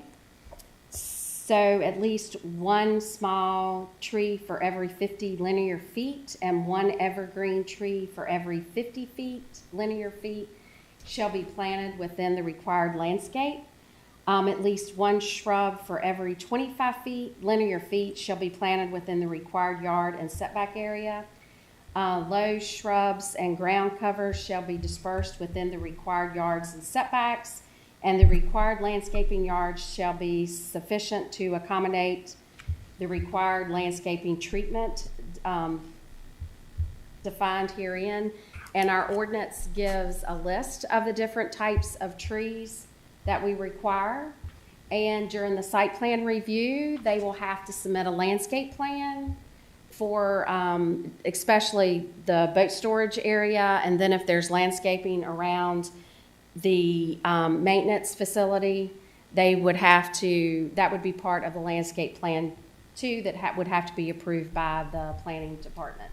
Now, I know in like for boat storage lots specifically, we have set a minimum height requirement on the screening trees and distance between the trees. So we have the luxury of doing that, correct? You do. You have the luxury to change this, and they would adhere in their landscape plan to whatever you all say. If it's a certain height, Okay. then that would be part of it. It just needs to be part of the SUP's condition. So here's my 2 cents. minimum 15-foot tall screening trees, 12 feet apart. Because of screening trees, that's how far you plant them apart to create a true screen. So your Leland green giants, that's going to be a ball and burlap tree, 12 foot apart, 15 foot tall minimum to get that instant screen for the citizens across the lake. And that would be around the boat storage lot and the new building they're proposing. And if you could, when you, that after you in your hear all motion. if what you decide to do, if you do decide to do the SUP, if whoever makes the motion, if it is to approve, if you could be sure to be that specific, that would help staff. So we're taking the motion then. All right, any more questions for Ms. Cooper? Any more? All right, Ms. Cooper, there's representatives here from APCO. Yes, there's two here. I think their attorney's going to start out speaking. Okay. And there is a presentation that was loaded. Oh, I'll be loading the presentation. Sorry, I emailed you back on it. Sorry, I didn't get an email that it wasn't loaded. Please, I apologize.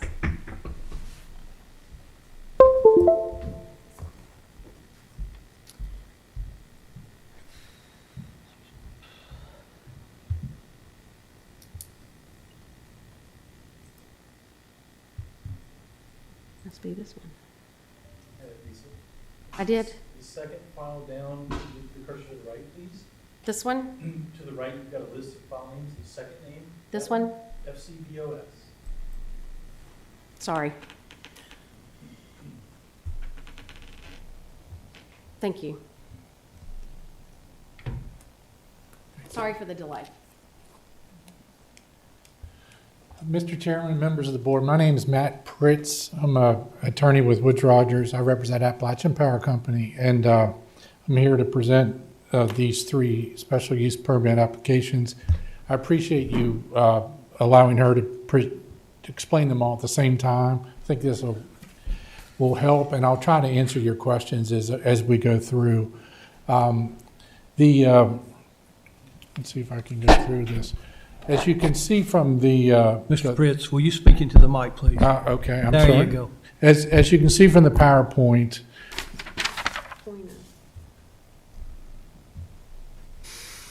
well, I can use this. Yeah, I'll use the cursor. As you can see from the PowerPoint, we're talking about three different locations here on the property.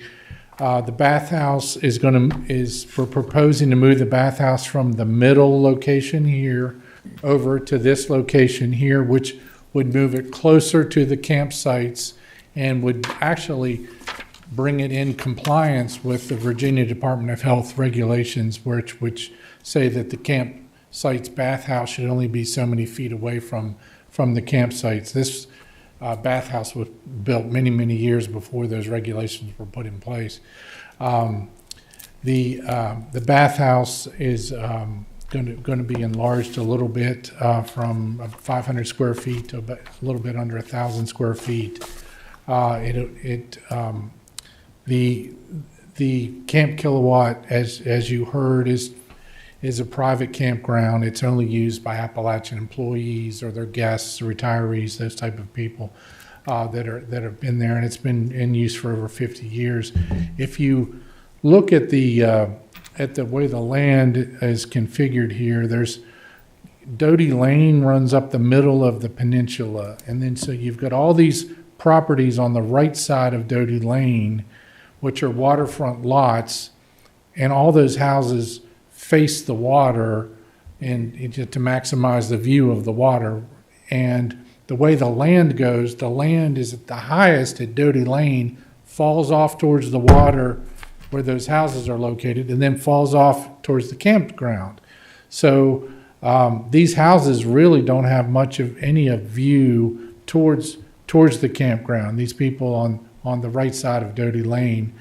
Then the neighbors to the north and to the south, there's this vegetative buffer here at the top of Doty, of the campground, and at the bottom of the campground, and before you get to the main campground area, and where these development activities are planned to take place. So There are neighbors across the street here that have submitted letters and testified at the Planning Commission hearing, and I'm not sure if they're here tonight to speak to, and they'll talk about the issues of their view, and we're very cognizant of that, and we've taken that into account with many of the things that we're going to talk about here tonight. And we realize, they do have a view across the water, and the issue of the lighting and the vegetative screening and all that. We're going to deal with that, and we are not ignoring that by any means. I won't waste time going into a lot of the details here that you've already heard. The couple of things on the bathhouse, we are not planning to change the configuration of the campsites, except to upgrade the electrical service to 50 amp service. We agree with all of the conditions, which are paraphrased here. There are 9 conditions here. There was one added by the Planning Commission, which is number 9, that the color scheme of the building shall match the surrounding landscape. And of course, we agree with that. The lighting, all outdoor lighting shall be full cutoff and downcasting. This is with respect to the bathhouse. So the bathhouse lighting will be cut off and downcast as well. So we will be complying with that as well.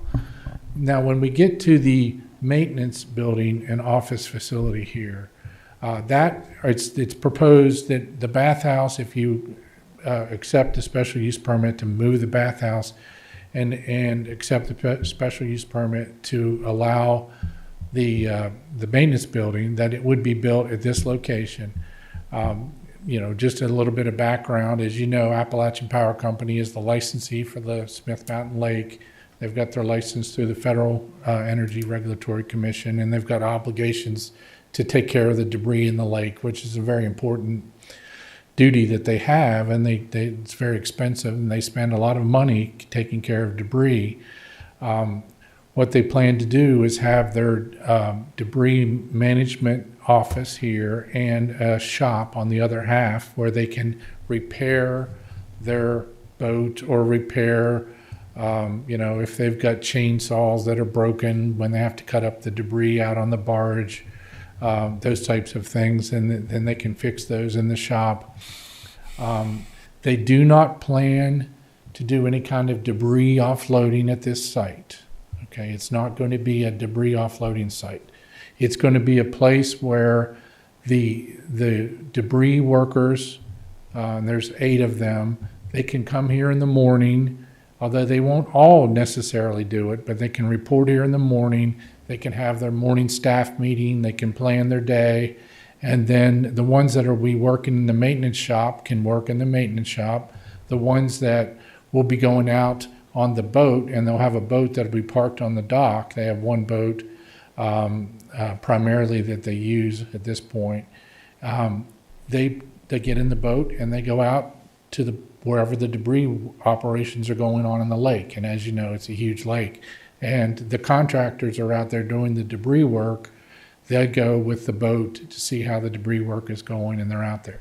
They're not going to be bringing debris back here to this location. They're not going to be bringing barges into this location. Now, could there be a time when the loader that they have on the barge breaks and they need to bring it in and try to repair it at the facility? Yeah, that could happen. And they may have to bring it in and try to offload it here and repair it.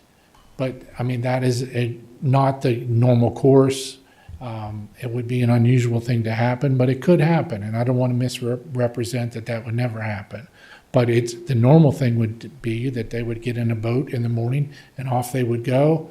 They would work the normal business hours. They would come back toward the end of the day, tie up the boat, and they would go, report back here, get in their cars, and leave. As far as the question about construction during quiet hours, the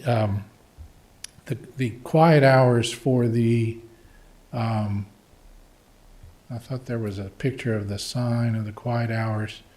it might have been somewhere else for the Camp Kilowatt, but 10 o'clock is the quiet hours for the campground. I mean, they're not going to be doing construction after 10 o'clock at night, obviously. And, you know, I don't think they're going to want to be starting at 7 in the morning and waking all their own campers up. You know, they're employees that are spending time there enjoying the lake. So I think that's not going to be an issue that would be a concern because there's going to be campers here that are Appalachian employees or retirees. And if they're doing construction early in the morning, it's going to be interfering with their own employees. So they're not going to do that. As far as the screening around the building, one of the conditions on the building, and these were the conditions that were recommended by the Planning Commission, which voted 7-0 in favor of the plan. These are paraphrased. The color scheme of the building shall match the surrounding landscape. The surrounding landscape, as you can see, is pretty wooded. It's mostly pine trees. Back here to one of these other pictures. Let me see here. See if I can get this to work. Now it's not working. Whoops, now it wants to go. Okay. These pine trees that you see and all the pine needles here, this is pretty much what it all looks like. And it's pretty much evergreen pines, tall pine trees in here. I can see that it would be easy to have a building that would just match right in with that landscape and wouldn't stand out and would fade into that landscape. As opposed to right now, the current bathhouse is kind of a garish red that stands out pretty brightly. It's actually going to, I think, be an improvement in terms of fading into the background of the landscape. The other conditions, they'll have to get a building permit, they'll have to get other things, and that this facility is only to be used by the lake debris management staff, but also, you know, if Neil's shoreline management staff needs to stop in there because they need some Wi-Fi service or something and they're on that end of the lake, they have the ability to stop in there. It's not a real convenient location. They're not going to be going there very often because just the location where it is, it's not along the beaten path for them. So they're not prohibited. If they're directly involved in the operation and maintenance of the project, they're allowed to stop in there under these conditions. As far as screening or vegetation around the building, the Planning Commission didn't require screening or vegetation around the building. I think because where the building is located, there's going to be screening recommended around the storage building or the storage yard, which the view from the neighbors across the water, they'll be seeing the storage yard. The building will be blocked behind the storage yard. It's really hard to see the building. The building is kind of far away from anything. So I think that's probably why the Planning Commission didn't have any requirements as far as vegetation around the building. The building does have garage doors along this front side, so there would have to, if you do have vegetation requirements, you'd have to keep in mind that there would be garage doors along the front there that would have to be kept open. But the last special use permit request is for the storage area, for the boat storage area. This is only for boats that are boats that not for personal boats or trailers from the campers, but just the ones that are for Appalachians debris management. The conditions that were imposed by the Planning Commission that we agree with are paraphrased here. One of which is that the storage area is screened on all sides with an opaque fence, and it's screened on the southwest, southeast, and northwest sides with vegetative screening. And of course, we will have to pass the site plan and get the site plan approved in terms of the screening. So those three sides would be this side along here, this side along here, which would be facing the neighbors across the water, and then this side over here, which would be another side. I guess you could see part of that across the water as well. So those will all be screened, and we'll have to have a plan that's approved for that vegetative screening. As far as the lighting goes, the lighting is going to be, according to the conditions, it's got to be full cutoff and downcast lighting. So we would plan to do that. The other questions that you asked, I'm not sure what else they were, but I'll be glad to answer any questions that you might have. Go ahead, Mr. Mitchell. Is that boot storage area, does it dip down into the 800 or the 802? No, it's elevated. I would say it's probably 810 or 815 at least up there. Wouldn't you think, Neil? Yeah, it drops down a good bit down to the. What do you guys plan to do with the water runoff the roof? The water runoff. Water runoff for the roof. Where do you guys plan to send it? The water runoff of the roof. Well, there's a site plan, ENS plan, stormwater plan. I'm not sure what the ENS plan is going to say with regard to that. The plan with regard to plan off the roof, I don't know. Yeah, okay. Do you mind if Mr. Holdhauser can speak to that? Neil Holdhauser, Appalachian Power Company. Let me go back a slide, Matt. Here. Okay. The proposed office and maintenance facility represents something of a high spot on the site. This peninsula is, of course, sloping on all sides down toward the water. So from our storage yard, the land is sloping to the northwest down to the water, to the southwest down to the water and the boat ramp, and to the southeast down to the back of this cove. The storm water running off of the roof of this building will likely shed into a natural ravine coming down, wrapping around into the area with this cove here by our boat dock. That's just kind of where the natural lay of the land is. The water wants to, the drainage patterns want to take it in that direction. But we will have to have an approved ENS and stormwater management plan. And if the volume if the area of impervious surface requires on-site detention, holding of that water and then release of that water, I anticipate there's ample room, again, in this clearing area for stormwater management basin, if that is required through the engineering.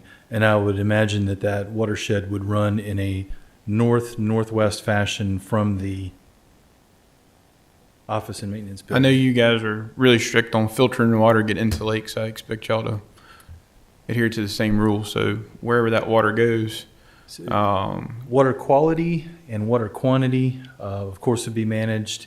And we don't want to see any scouring or erosion or siltation occurring within the lake. So we'd make sure that the release of that stormwater did not result in.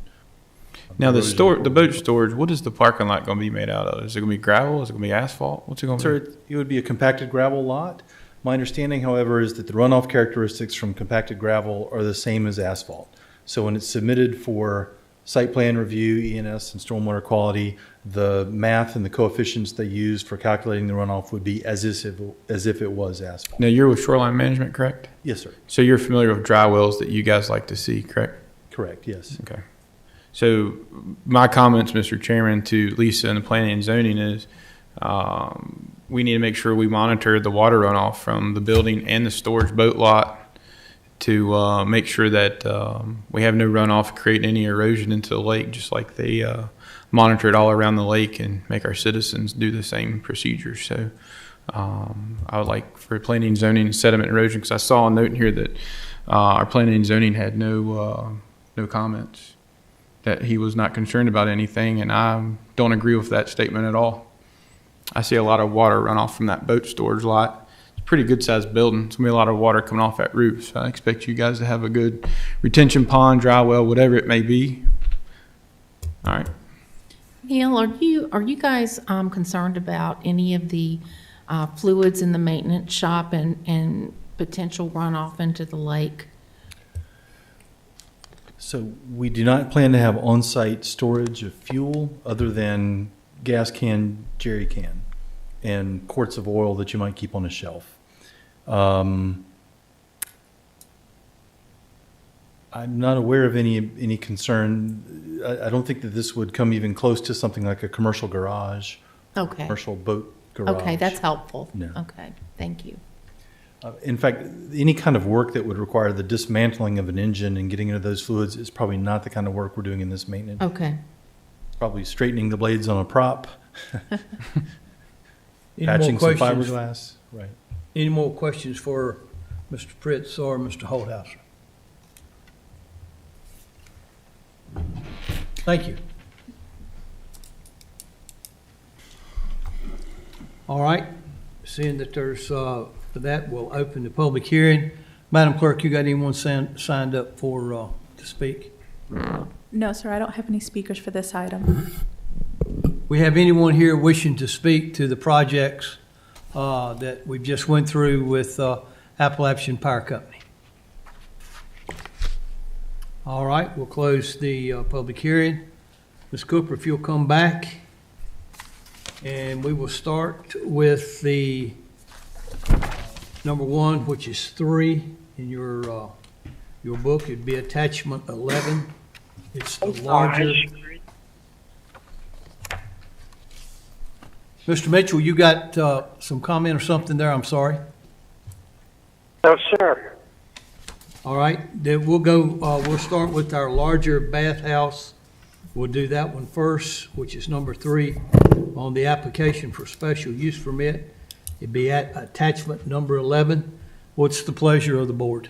Mr. Chairman, I'd like to make a motion, please. All right. I make a motion. You want, in your motions, when you make your motions, if you want to amend anything or change anything, this will be the time to do that. Right. Well, he answered my question about the squat time. So Okay. it'll be maintained at all times. Okay. At that time. Okay. I find that the use will be substantial wait a minute. I find that the use will not be substantial detriment to the adjacent properties and that the charter of the zoning district will not be changed thereby, I can't even talk tonight, and that such will be in harmony with the use permitted by the right in the zoning district and with the public health, safety, and general welfare to the community. Therefore, I move to recommend approval of the applicant's request for a special use to allow for the expansion of a legal, non-conforming private campground with the addition of a larger bathhouse with 9 conditions as recommended by the planning commission. All right, we need a, Can I have a clarification? yes, ma'am, go ahead. Mr. Cundiff, did you say you wanted to make another condition I for the was, quiet but- times? I was, but he answered my question. He said they would maintain quiet time. Okay, No matter what. all right, But sorry. I appreciate it. Thank Just you. wanted to make sure. Mr. Chairman, All right, we I'd like to got a make an motion, addition. second? I'd like to make an addition. What's that? ENS, look at the water runoff of the bathhouse and consider dry wells or bioretention pond. Mr. Cundy, there has been a request for an amendment for the stormwater runoff of these buildings. You want to add that, or do we need to deal with that another way? Well, all this is falling underneath, I can't think of the name of it, but anyway, he's got to abide by whatever the planning commission says, correct? He has to abide by what the Board of Supervisors puts in the conditions.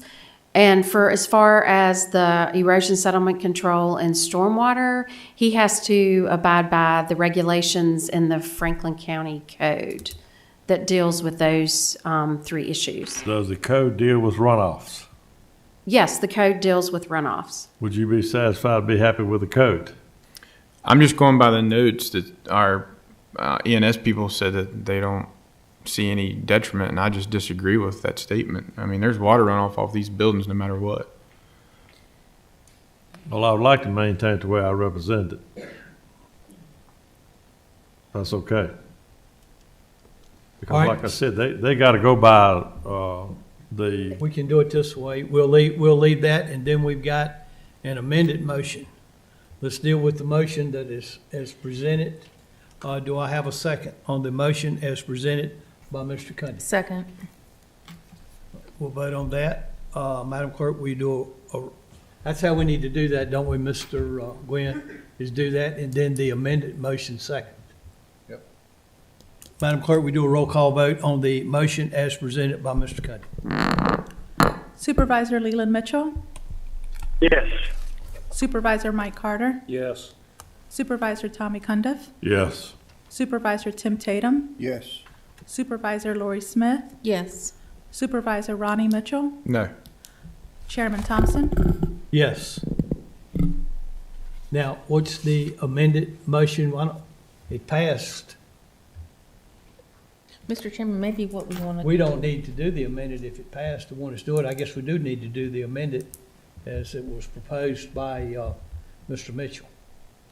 I think he wants to add a condition or amend one of the conditions. Wouldn't that be the right motion? That would be for an addition, an adding to that. It's not All right, enough. what is your addition that you want to add to it? I would like for the water runoff coming off of the bathhouse to be controlled with a dry well or bioretention pond. All right, he wants an amendment put in there or an addition that there be, fall under the control for water settlement and erosion as for the runoff. That'd be under Mr. Wilson's department. All right, do I have a second? All right, we don't have to have a second to go for it. We can still take the vote. Madam Clerk, will you proceed with a roll call vote? Supervisor Leland Mitchell, No. Supervisor Mike Carter, Yes. Supervisor Tommy Cundiff, No. Supervisor Tim Tatum, Yes. Supervisor Lori Smith, Yes. Supervisor Ronald Mitchell, Yes. Chairman Thompson. All right, number 2, the building for the office and the maintenance facility. What's your pleasure? I'd like to make a motion.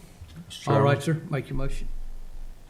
I find that the use will not be substantial detriment to adjacent properties, that the character of the zoning district will not be changed thereby, and also such will be in harmony with the use permitted by the right in the zoning district and with the public health, safety, and general welfare for the community.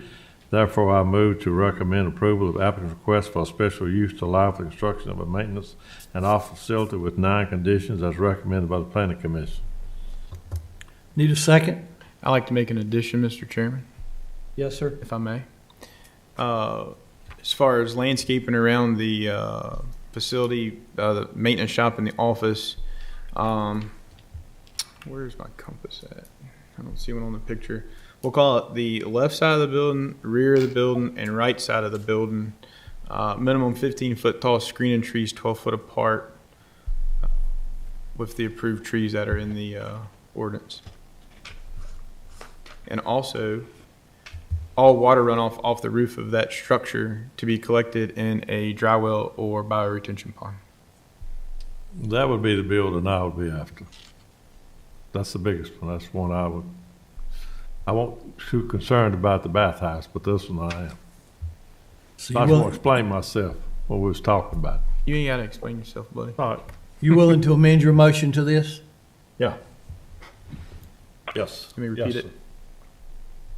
Madam Clerk, do you understand the motion and the addition to it? Yes, sir, I do. All right, we got a second? Second. All right, Madam Clerk, we do a roll call vote? Supervisor Leland Mitchell, Yes. Supervisor Mike Carter, Yes. Supervisor Tommy Cundiff, Yes. Supervisor Tim Tatum, Yes. Supervisor Lori Smith, Yes. Supervisor Ronald Mitchell, Yes. Chairman Thompson. Yes. All right, the third one, number 5 on the list, attachment 13, for the boat storage area. What's your pleasure? I'd like to make a motion, sir. Yes, sir? I find that the use will not be substantial detriment to adjacent properties, that the character of the zoning district will not be changed thereby, and that such use will be in harmony with the use permitted by right in the zoning district and with public health, safety, and general welfare to the community. Therefore, I move to recommend approval of the applicant's request for a special use permit to allow for a boat storage area with 6 conditions as recommended by the Planning Commission. Second. I'd like to make some additions, Mr. Chairman. Yes, sir? Like if I understood Lisa correctly, the green line illustrates the landscape buffer Yes. So that, I would like for that landscape buffer to be minimum 15-foot tall screening trees, 12 foot apart, and all water to be collected by bioretention pond or dry wells. Mr. Cundiff, do you want to amend your motion, or we need to do that as an addition? That's a $50 question. No. No, wait a minute, I back up. I'll go along with the shrubbery. The green. I'll go along with that, but not the other. Mr. Chairman, if All I right, we'll may- you'll just leave the motion as it is and do the amendment separately, instead of splitting them all up. May I point something out that Yes, the sir. Appalachian Power Attorney stated, or Mr. Holthauser stated? Compacted stone, what they're proposing, Mr. Cundiff, they have found to be the same as asphalt from a runoff standpoint. Is the reason there's more of a runoff hazard with the boat storage lot than there is the structure. That's what Mr. Holthauser just said. Well, the only problem I have with that is he said there'd be no outside storage as far as gas, stuff like that, except what's in the boats itself. And I don't think that'll be that much problem. That's not what we're talking about. We're talking about water running off this surface, the impermeable surface. Mhm. Has nothing to do with gas and oils. It's the water running off and creating erosion into the lake. It needs to be caught, just like they like to see it done everywhere else on the lake. Well, Madam Clerk, will you read Mr. Cundiff's motion back, please, to us? Yes, sir, give me 1 second.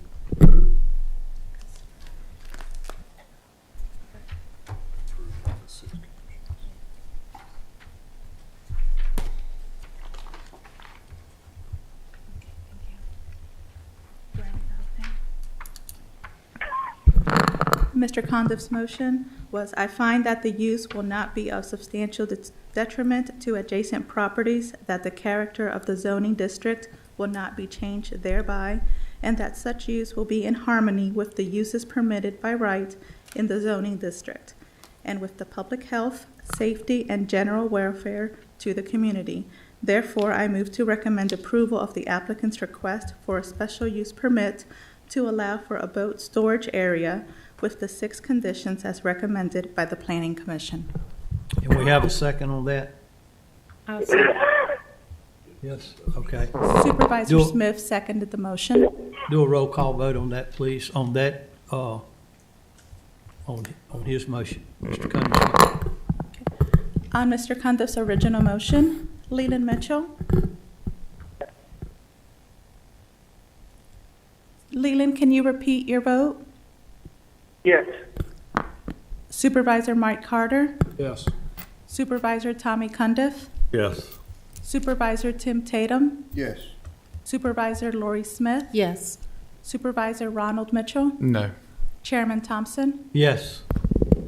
Now, your amendment, Yes, your sir. addition to that? The same as the structure, Mr. Chairman, for the landscape buffer around the boat storage lot, minimum 15-foot tall trees at planting. They're 15-foot tall when they're planted, so we have immediate screen. If I need, just want to clarify that. To be planted 12 foot apart, and then a bioretention pond or dry wells to be added to catch all water runoff from the boat storage lot.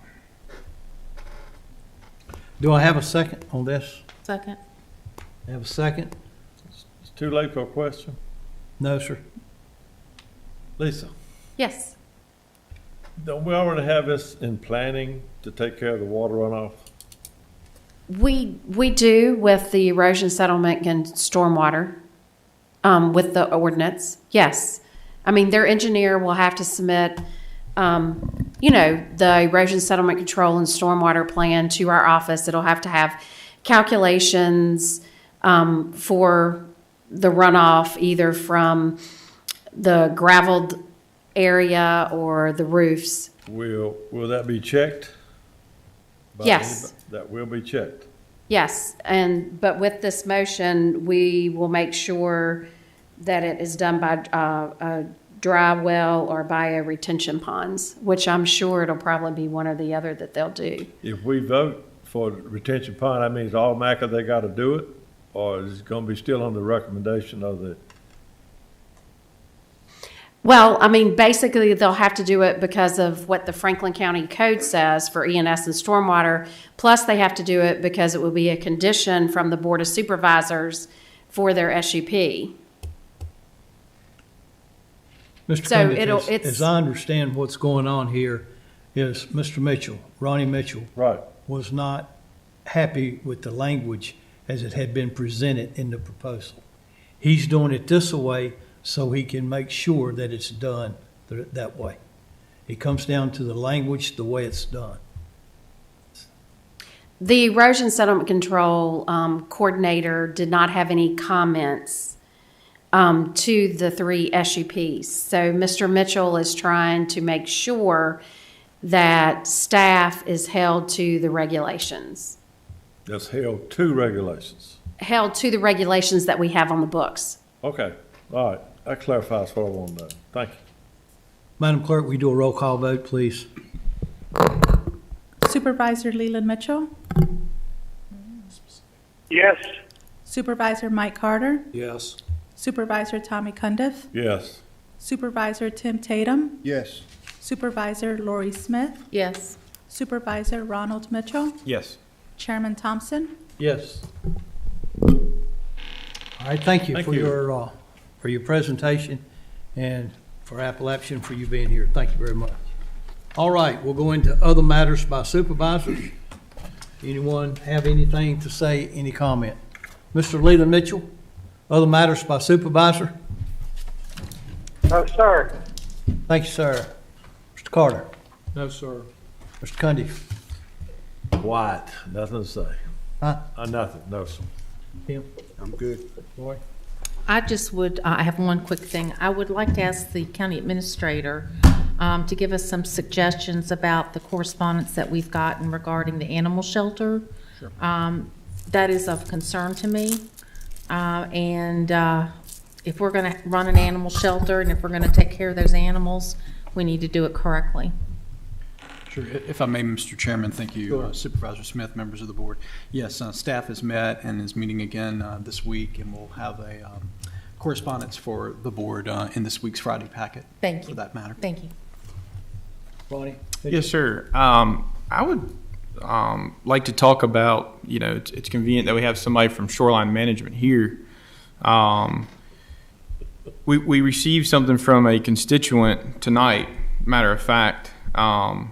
Mr. Holdhauser is here, so maybe county staff, Mr. Holdhauser can get together. And if I'm not mistaken, it's a Miss Parcell, which I think I know who that is, that handles a lot of the shoreline management around the lake. Now, this is an application from a constituent that is now going on the 10th month of getting approved.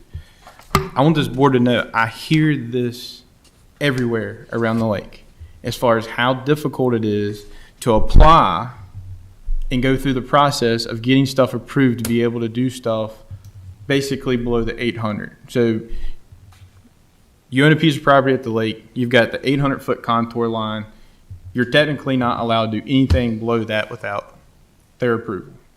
So our citizens on the lake will apply to do stuff, and this is what they deal with right here. 10 months to cut down 2 trees and replace back with plenty of plants back according to their recommendations. They have to submit a plan, and it's a process. I used to help people do it. I don't do it anymore. But this, I would like for staff, if the board will approve, to ask people who work for shoreline management to come in and give a presentation at our next board meeting on why it takes 10 months for a simple landscape application approval. I hear it everywhere. Been waiting 7 months for my permit. Been waiting 10 months. I've been waiting a year. And, without saying too much to get myself in trouble, it's really uncalled for. If they're going to make the citizens on the lake follow all these regulations and guidelines, they need to have the people in place to get it turned around in an appropriate time. It holds up construction. It holds up I mean, it holds up everything at the lake. It really does. So Chris, Mr. Holdhauser's here. Maybe y'all can reach out to him, if that's right with you, Mr. Holdhauser. And you and Ms. Parcell come in next month and talk to us about it, why it takes 10 months for a simple application. Because we received this tonight. Pretty convenient we got this tonight. And you're more welcome to have my copy if you like. But the other thing I'd like to talk about, Diamond Avenue Extension. I know you guys are tired of me beating this dead horse, but boys and girls, we're playing with fire. And I'm figuratively speaking, because, I get that backwards. After our May meeting, Rocky Mountain Fire Department had our group pictures Friday evening.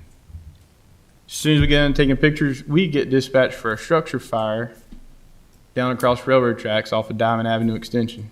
You want to guess what blocked us for over 2 minutes? Train. A train. And I'm hoping the citizens of the Diamond Avenue Extension are paying attention, because a lot of people probably don't realize that they were blocked for 2 minutes, but I'm here to let the people know there's 2 minutes. Now, a fire doubles in size every 30 seconds.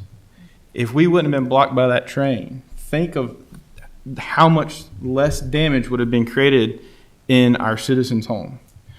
I've been harping on this. Mr. Carter's been harping on this. It's like, I hate it when we get our goals set to do something, we hit a roadblock, and we just give up. Let's keep pushing for this, guys. The citizens across the railroad tracks on the Diamond Avenue Extension, they deserve 100% commitment from this board to find a resolution to this. Let's go back to the lady that owns the land that allows us to go through there. Let's ask her again. She needs to know that someone's house caught on fire, and everything on the first floor of that home was ruined. If we'd got there 2 minutes sooner, we probably would have saved the black soot damage in the bedrooms and everything in the bedrooms that got ruined. The structural damage wasn't that much. It was just in the kitchen. But 2 minutes is a long time for the fire department as far as property saved. It's just like SROs earlier. I know I keep beating this, but we really need to find an alternate route for fire, EMS, and police to Diamond Avenue Extension. Those citizens deserve better from us. We need to keep pushing and trying.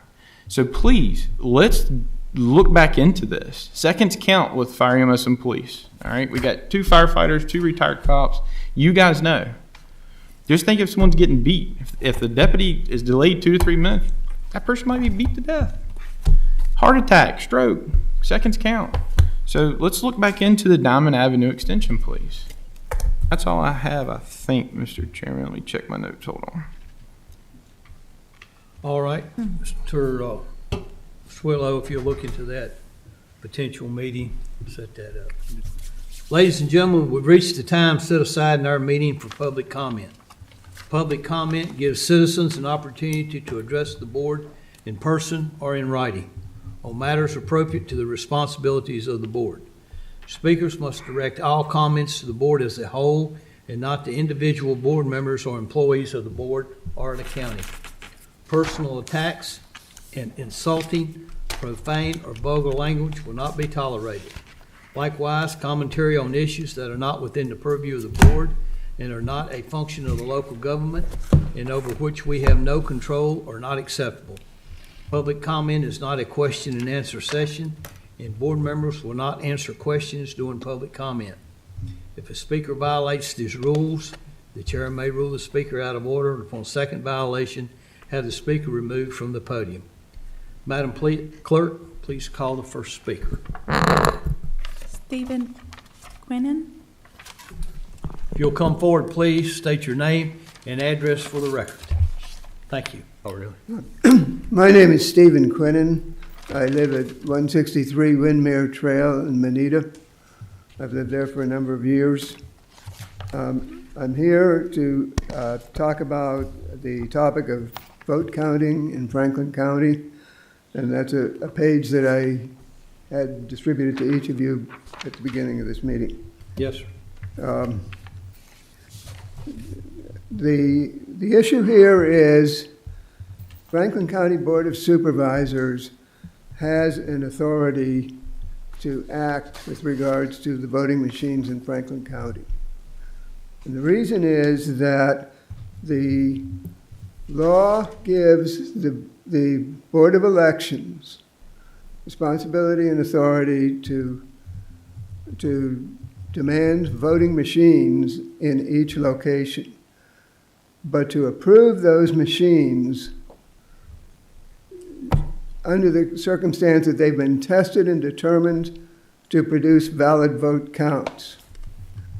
And the law therefore requires that the study that tested those machines be made available to the public, be made available to you to show that these machines really do what they're supposed to do.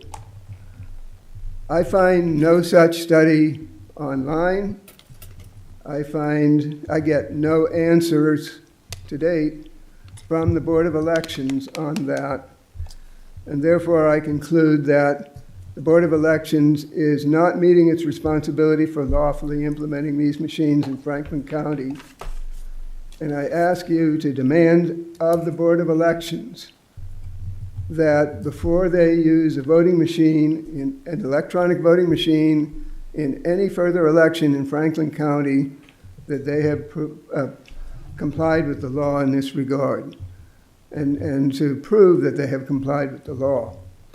In the paper that I've handed out, there are a number of citations. They're all of interest in this case. My intention is to follow up with this meeting with a petition to you, a formal petition to take action to demand that the Board of Elections prove their case or back off with the machines. And I'm happy to answer any questions at any time on this. Thank you, sir. Thank you. Okay.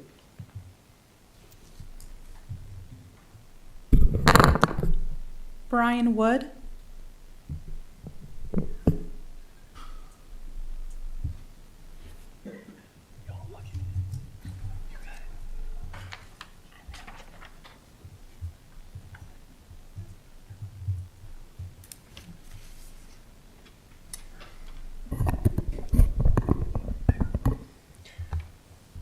Good evening, Mr. Chairman, members of the Board of Supervisors. It's good to see you.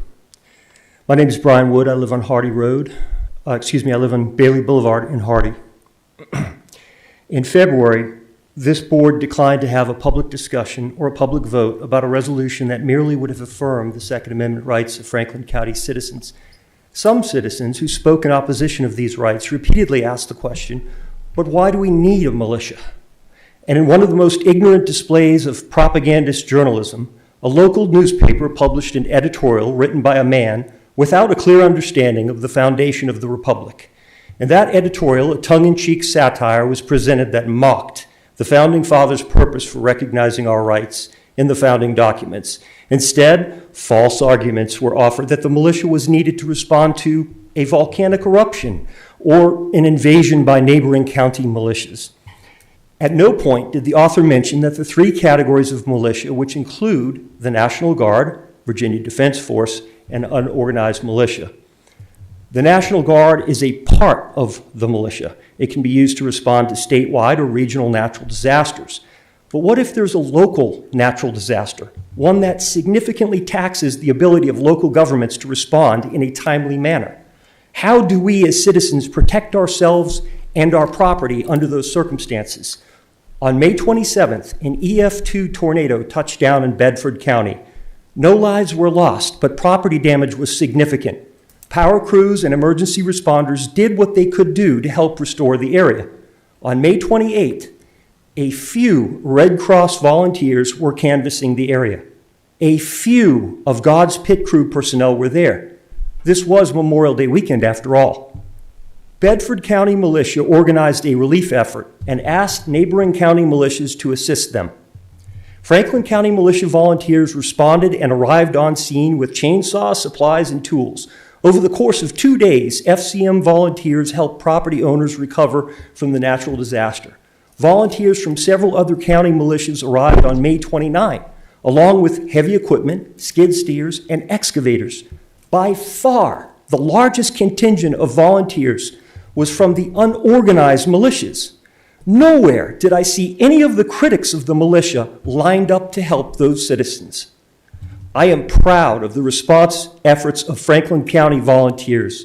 You should be too. It's a shame that this body is unwilling to recognize their efforts. Bedford County Sheriff Mike Miller visited the disaster zone and personally thanked the Franklin County Militia volunteers. Sheriff Miller also called me and expressed his gratitude to Franklin County Militia and the fact that we were prepared to respond to such a disaster with the necessary personnel, skills, supplies, and tools. That's the definition of being well-regulated. Bedford County Militia also thanked our efforts and promised to respond in kind with assistance should it ever be needed in Franklin County. This is how you build better bonds of community. Franklin County Militia volunteers will continue to exercise our rights and fulfill our civic responsibilities, even when some of our local elected public servants are unwilling to recognize those rights. Thank you very much. Thank you. Madam Clerk? Glenna Moore.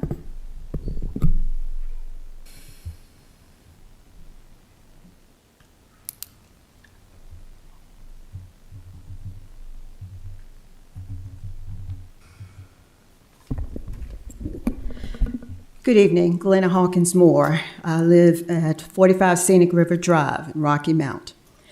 I was disappointed when the Board of Supervisors signed a resolution in December of 2019 declaring Franklin County as a Second Amendment sanctuary. I was disturbed by the implication that the majority of Franklin County citizens value gun rights and assault weapons over the lives of children. A small group of Franklin County citizens recently campaigned for banning poems, banning mask mandates, and banning the elusive critical race theory in textbooks because they believe these things could endanger school children physically and emotionally. So surely these citizens will join me in lobbying for the banning of assault weapons that killed innocent Americans in schools, grocery stores, hospitals, shopping malls, movie theaters, concerts, clubs, churches, and restaurants. In addition to children, many offenders target specific racial, ethnic, gender, and religious groups. Too often, members of law enforcement become victims to gun violence, whether it's domestic violence or mass shootings. These public servants suffer with both physical wounds and PTSD. I'm really puzzled that 2 retired law enforcement board members motioned and seconded the resolution while the sheriff thanked the Board of Supervisors for their support. Virginia's red flag law, designed to help troubled citizens with guns from harming themselves or others. By signing the resolution, the board agreed to disavow and reject any future restrictions on guns, to include common sense policies and laws that could help secure the health, safety, and welfare of our children, our community, and our police officers. It is my understanding that AR-15 type guns are not legal nor practical hunting weapons. They are designed for the battlefield to destroy the innards of a soldier's body horrifically with high velocity and tumbling bullets. For me, it's painful to imagine a parent or grandparent having to rely on DNA to identify their murdered loved ones. With the increased frequency of gun violence in American schools, little ones are asking, can it happen to me? An honest answer is moving rapidly to say yes. I think the decision to declare Franklin County a Second Amendment sanctuary wasn't in the best interest of Franklin County citizens. In fact, it's beyond the pale of civility. Thank you. Madam Clerk? I have no additional speakers. Does anyone here else wish to address Board of Supervisors on a matter of concern? If there is, come forward, please. Give you your 3 minutes.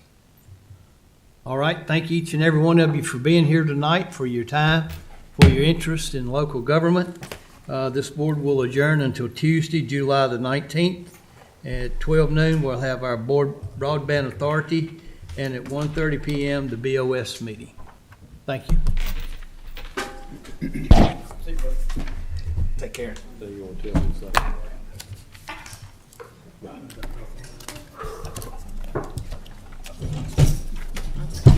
See you, Chris. See, my best Kathy. I'll do that. Yes, sir. Holla if y'all need anything. No problem. Oh, you're at the pay. We'll see. Yes, yes. Yes. Thank you, Steve.